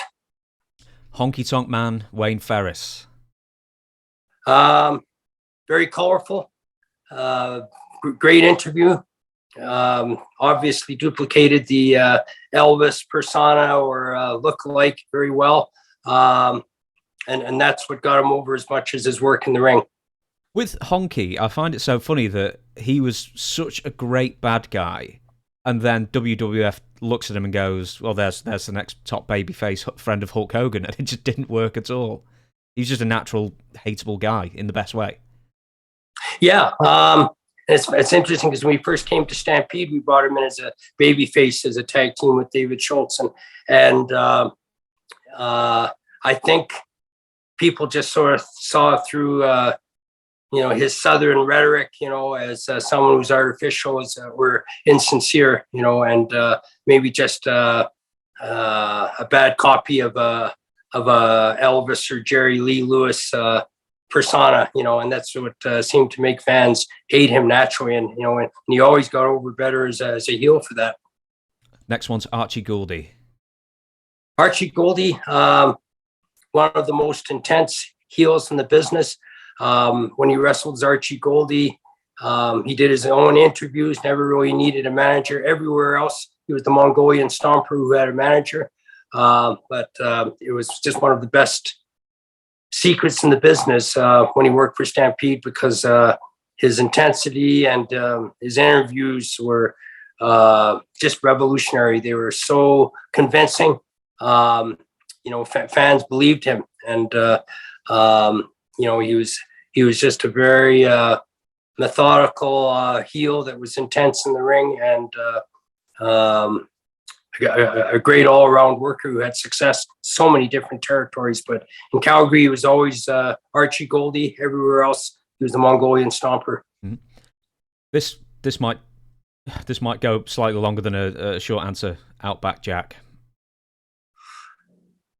Outback Jack. I think a fellow who maybe got into the business too late, past his prime, is an example of how you can't rely on a Australian cliche or an Outback Jack, Outback persona to get him over. And really was uncharismatic and didn't have a lot to offer in the ring, but unfortunately thought too much of himself and thought he was a great worker and that he could get over. And unfortunately, his work and persona didn't allow him to, and a lot of wrestlers took exception, with his ego and took advantage of him and made him pay for it dearly. There's it sort of relates to what we're talking about with the book. Quite a few people have said that Jack was great friends with Dynamite and Davey. Great friends in the sense, yeah, they challenged them to a drinking contest or something. He said he could outdrink them, and played right into their hands, So Dynamite, I think, sort of knew what Jack was all about and saw this guy hasn't paved, hasn't earned his place in the industry like I have. Like Tom worked hard, and so when Jack bragged that he could outdrink the wrestlers and keep up with them on any level, Tom put him to the test basically, and diluted his drinks when he wasn't paying attention, and Jack was the victim of a lot of some pretty harsh ribs, and some were sympathetic to him, others thought he kind of got what was coming to him and messed with the wrong wrestlers. But I think with the WWF, he was in a league that he wasn't ready for, and Tom was pretty cruel, pretty ruthless to him, but a lot of the wrestlers were as well. From a 1 to a 10 out of 10, Nick Botwinkle. Nick, very classy, great performer in the ring, a great heel because he was arrogant and egotistical, but a great wrestling heel in the ring, and had a lot of longevity, could go very long distances, and consistently had great matches with anybody he worked with. The Cobra, George Takano, yeah. a great high flyer. He was part of the Japanese era that followed Fujinami and Tiger Mask and some of them. He was basically the successor to Tiger Mask after Sayama had quit the New Japan promotion. But, very innovative, high flyer. Outside the ring, very quiet, kept to himself, a great performer in the ring, and had some incredible matches with Dynamite and Davey Boy. The superstar, Billy Graham. Billy Graham, he first broke in with Stampede in 1970. So a great talker. He had a great look in the ring. His work wasn't so much to be impressed with, but, he had a lot of style and charisma, and that's what got him over. Outside the ring, very shady, involved in some pretty, pretty shifty business deals, and someone you couldn't really trust. But, when he made it to the big time, obviously he had the look, he had the great physique and a lot of style and charisma and great interview skills. Not so much in-ring ability. Didn't he give your dad a television once as a thank you, but it wasn't his to give? Yeah, it was a television he had taken, I think, from a hotel or something. That's the story I'd heard. And he gave that to my dad as a gift. Yeah, my dad saw the tag on the back of it, said it was from a hotel in California or something. But yeah. So well, it made quite the trip to get to Calgary then. I'll give you a few more and then I will thank you so much for your time. Sky Low Low. Boy, one of the most classic midgets of all time, but Sky Low Low is part of the elite group of midgets, that kind of launched that industry. When you think of him and Little Beaver, just great performers in the ring, but great characters that fans could really love and watch wrestling, So he wasn't afraid to be a midget or a small man in the ring. But legitimately, he was a tough guy. He could actually be a shooter and a good enforcer, but very lovable and entertaining to watch. Who am I going to ask next? Let's go for Bill Kazmaier. Bill Kazmaier, great credentials for his strongman contests. Just couldn't do that in the ring as a wrestler. I think the problem for Bill and Outback Jack and Ted Arcidi and a lot of these guys is they thought their appearances and their achievements, in powerlifting and strongest man competitions would get them over in wrestling automatically. And unfortunately, they didn't have the in-ring ability or charisma to get over, and they alienated themselves from other wrestlers because in their opinions, it was only size that counted, not ability or technique. And that was kind of a downfall for Bill, and that's why he never really made the transition successfully to pro wrestling. You never got Ted Arcidi, did you? Was it only Bill that you had? Ted came up here. He came really? in. Yeah. So after he had finished with WWF, he came here, I think, in '86 for about 3-4 months. And it's interesting. We were trying to program him against Kazmaier. Oh, God. There's legitimate tension between them. Ted supposedly had the world bench press record, which Kazmaier said was illegitimate, that, there wasn't a proper lift and it wasn't sanctioned or something. And, and it always seemed to be a sore point between them. And they would badmouth each other and trash each other outside the ring. And we couldn't really do business with them, unfortunately, because it could have been a great rivalry and drawing power. But neither one liked the other, and we're willing to put the other over or make the other look good. So Ted was, a good talker in the ring, but again, didn't really want to adapt to the style, for bigger men. He just wanted to rely on strong man spots, and that unfortunately wasn't going to get him over enough. There are already so many guys like that already in the WWF. So, it made him and Kazmaier and some of them pretty dispensable, or not so unique or original. I mean, I've heard of the term giant heat before, when there are two giants in one territory and they just don't like each other just because there's usually only a spot for one giant. I've never heard strongman heat before, which is great. Yeah. Did they actually have matches together, Ted and Bill? They had one or two, and then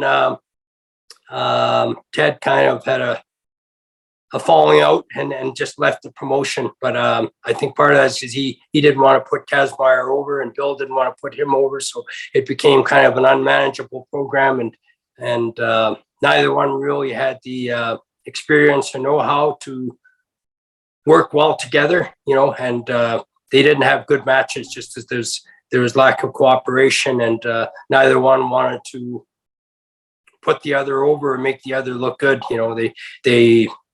They took their rivalry too seriously, instead of looking at business and the opportunity to maybe work together and make some money. Neither one wanted to give anything to the other. So the matches weren't very good. And to the last name I'm going to give you, and I do a compilation series sometimes, and I've got a huge amount of stories about this man, but we always want more, is Andre the Giant. Andre, a unique talent. What can you say?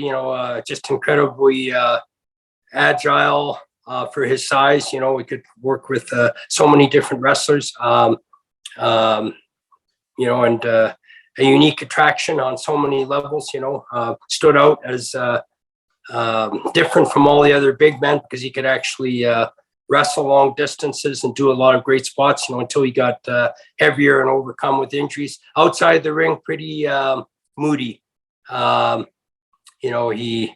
He was very testy about doing autograph sessions or meet and greet sections. So I think he was very conscious of his size and didn't like being exploited and being shown to the public. So that kind of made him hard to do business with. And if he liked you, that was great. If he didn't like you, he could make things very uncomfortable for you. I know. Have you got any stories of somebody who he may have made uncomfortable in the ring, who he was wrestling, who maybe he wasn't a big fan of? Not so much in Calgary. I'd heard just different stories about him with Bam Bam Bigelow and John Studd and even Randy Savage, guys that he didn't like genuinely, and he just didn't sell for them and was stiff as hell with them. But usually he never had those problems in Calgary. And, Andre was such a big guy, you didn't take liberties with him. I know there was some friction with him and Bad News Allen. I think it was kind of over a racist situation where Bad News had felt Andre was disrespectful to him and took that as a racial insult. And Allen's version of it was that he challenged Andre to a fight on the bus while they were touring from New Japan, and Andre kind of backed down or avoided it. I'm not sure how accurate or true that was, So that was, not so much in-ring clash, but really just personality clash, maybe over race and personality as well. But most guys never wanted to take liberties with Andre, because he could step all over you, he could physically hurt you, he could embarrass you, and he also had a lot of power and influence. If he didn't like you, he could stop you from getting booked in territories, and his word counted for a lot. He had a lot of influence over promoters, and if he basically said, "I don't want this guy on my tours," or to be around him, those promoters wouldn't use those guys. So he was someone you best be very respectful and bow down to and get along with. Otherwise, he could make your life very uncomfortable. Now with Bad News, now this is right at the back of my head, but did Bad News have a gun with him at this point? Was this the gun incident on a bus, or am I conflating stories here? I don't think there's any incident about a gun, but Allen, though, supposedly got up and challenged Andre to a fight, and I think the bus had all the foreigners there that were on this tour. So I'm not sure if this was maybe 1980 or something, but So I'm not sure what initially led to that, but Alan felt Andre was being racist toward Afro-Americans and called Andre on it. And I think Andre declined the challenge. I'm not saying Andre necessarily backed down or was afraid of Alan, but maybe didn't want to make a spectacle of their tension, and he basically just turned away from the challenge. And I think they eventually reconciled at a hotel or something, and each one kind of made some concessions to the other. I think Alan had to be somewhat respectful of Andre because he was a big draw in Japan and called his own shots there. And I don't think Inoki or their office would have approved of him, having a fist fight with Alan and a physical confrontation with him. Andre had to maybe acquiesce and be a little more respectful of blacks and minorities, but I'd never ever heard anyone accuse Andre of being a racist before. He maybe took advantage of guys he didn't like or respected, but I'd never heard that he was disrespectful of minorities or blacks, so I think it was maybe a misunderstanding between the two. And fortunately, it never came to that point where they came to physical blows. You would have probably been too young as well at the time, so you may not have been in the bars with Andre. But did you ever find him passed out drunk somewhere after he'd imbibed one too many? Not too many, but I remember he could drink a lot. I remember we drove from Edmonton to Calgary. It was about a 3-hour drive, and he was in the back seat, and I think my dad was driving, and he went through about 3 cases of beer. He would just drink one, and a few swigs, and he was done and chucked the bottle out the window. So, that was, in the late 70s. I think he had a little more energy.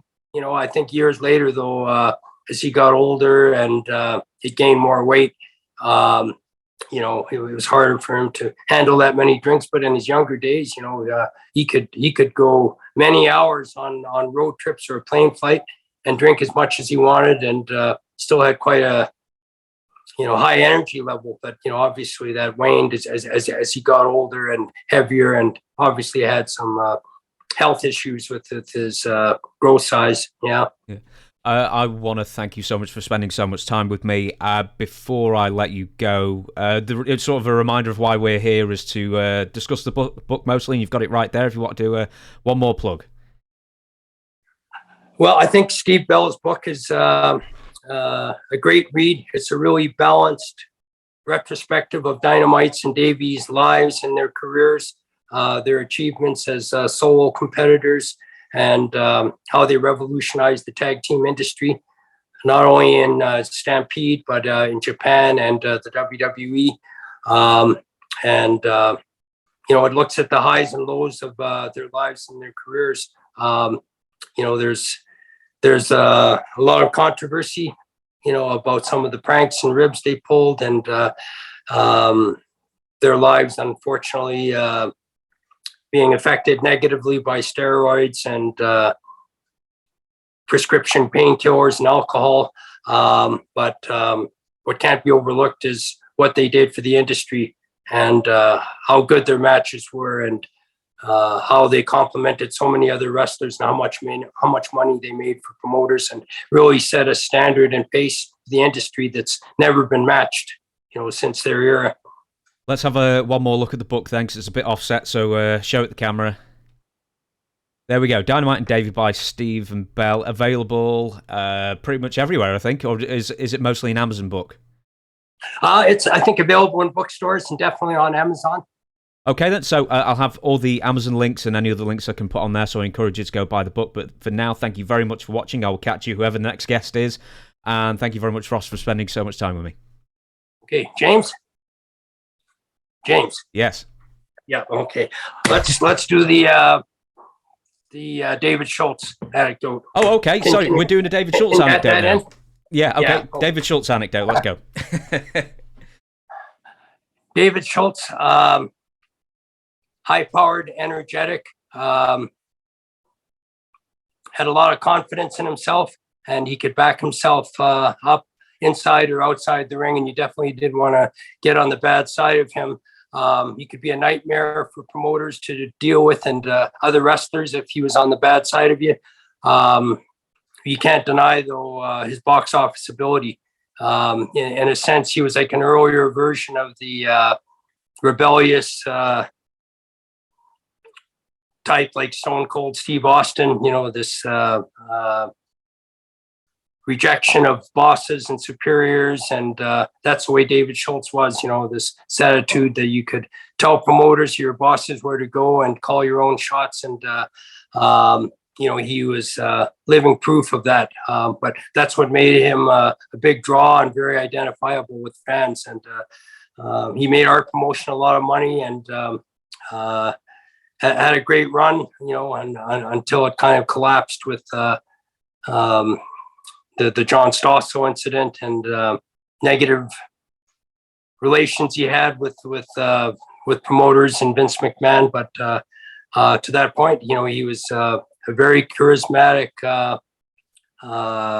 self-spoken star who made a lot of money and fans could identify with him. But you didn't want to get on the bad side of him for sure, So in that sense, he was volatile and unpredictable. And if you could keep him under control, he could make you a lot of money.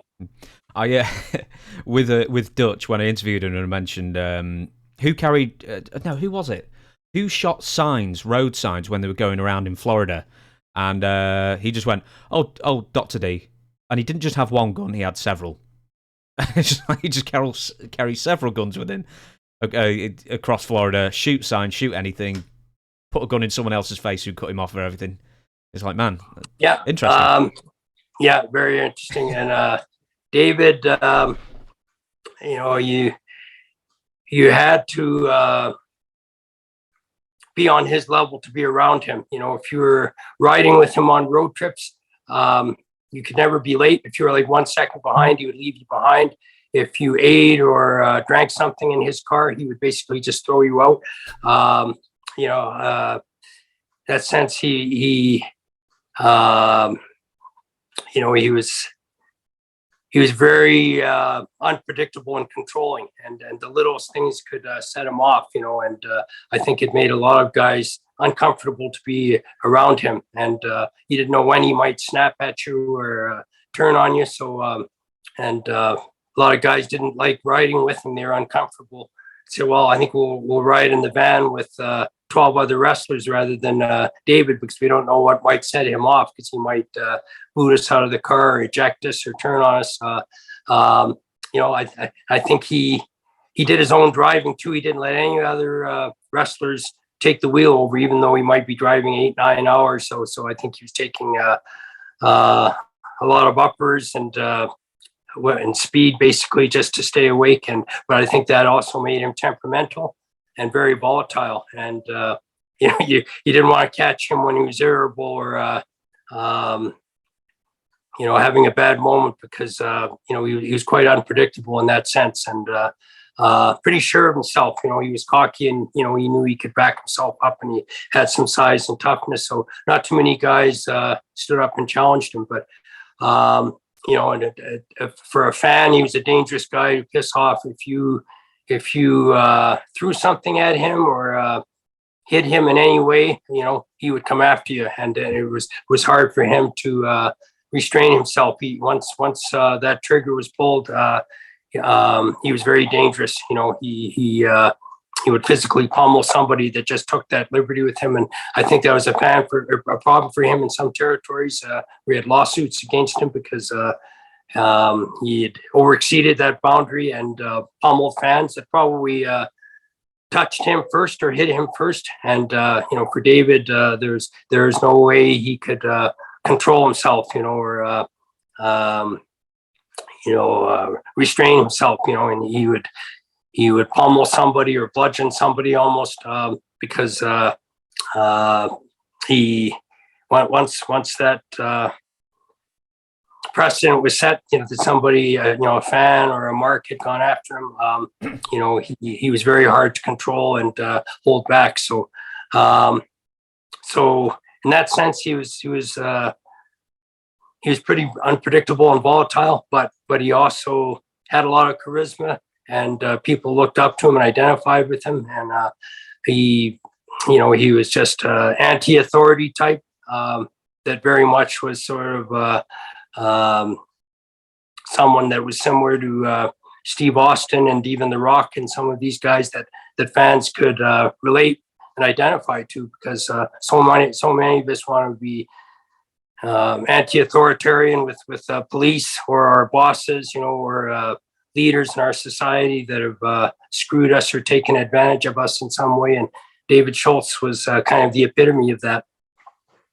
Well, there you go then. That was a great answer for the Dr. D one there. And that's a free extra anecdote for you. I won't do the outro again. So on behalf of Rosso, I thank you for watching. I will catch you again. Okay, good.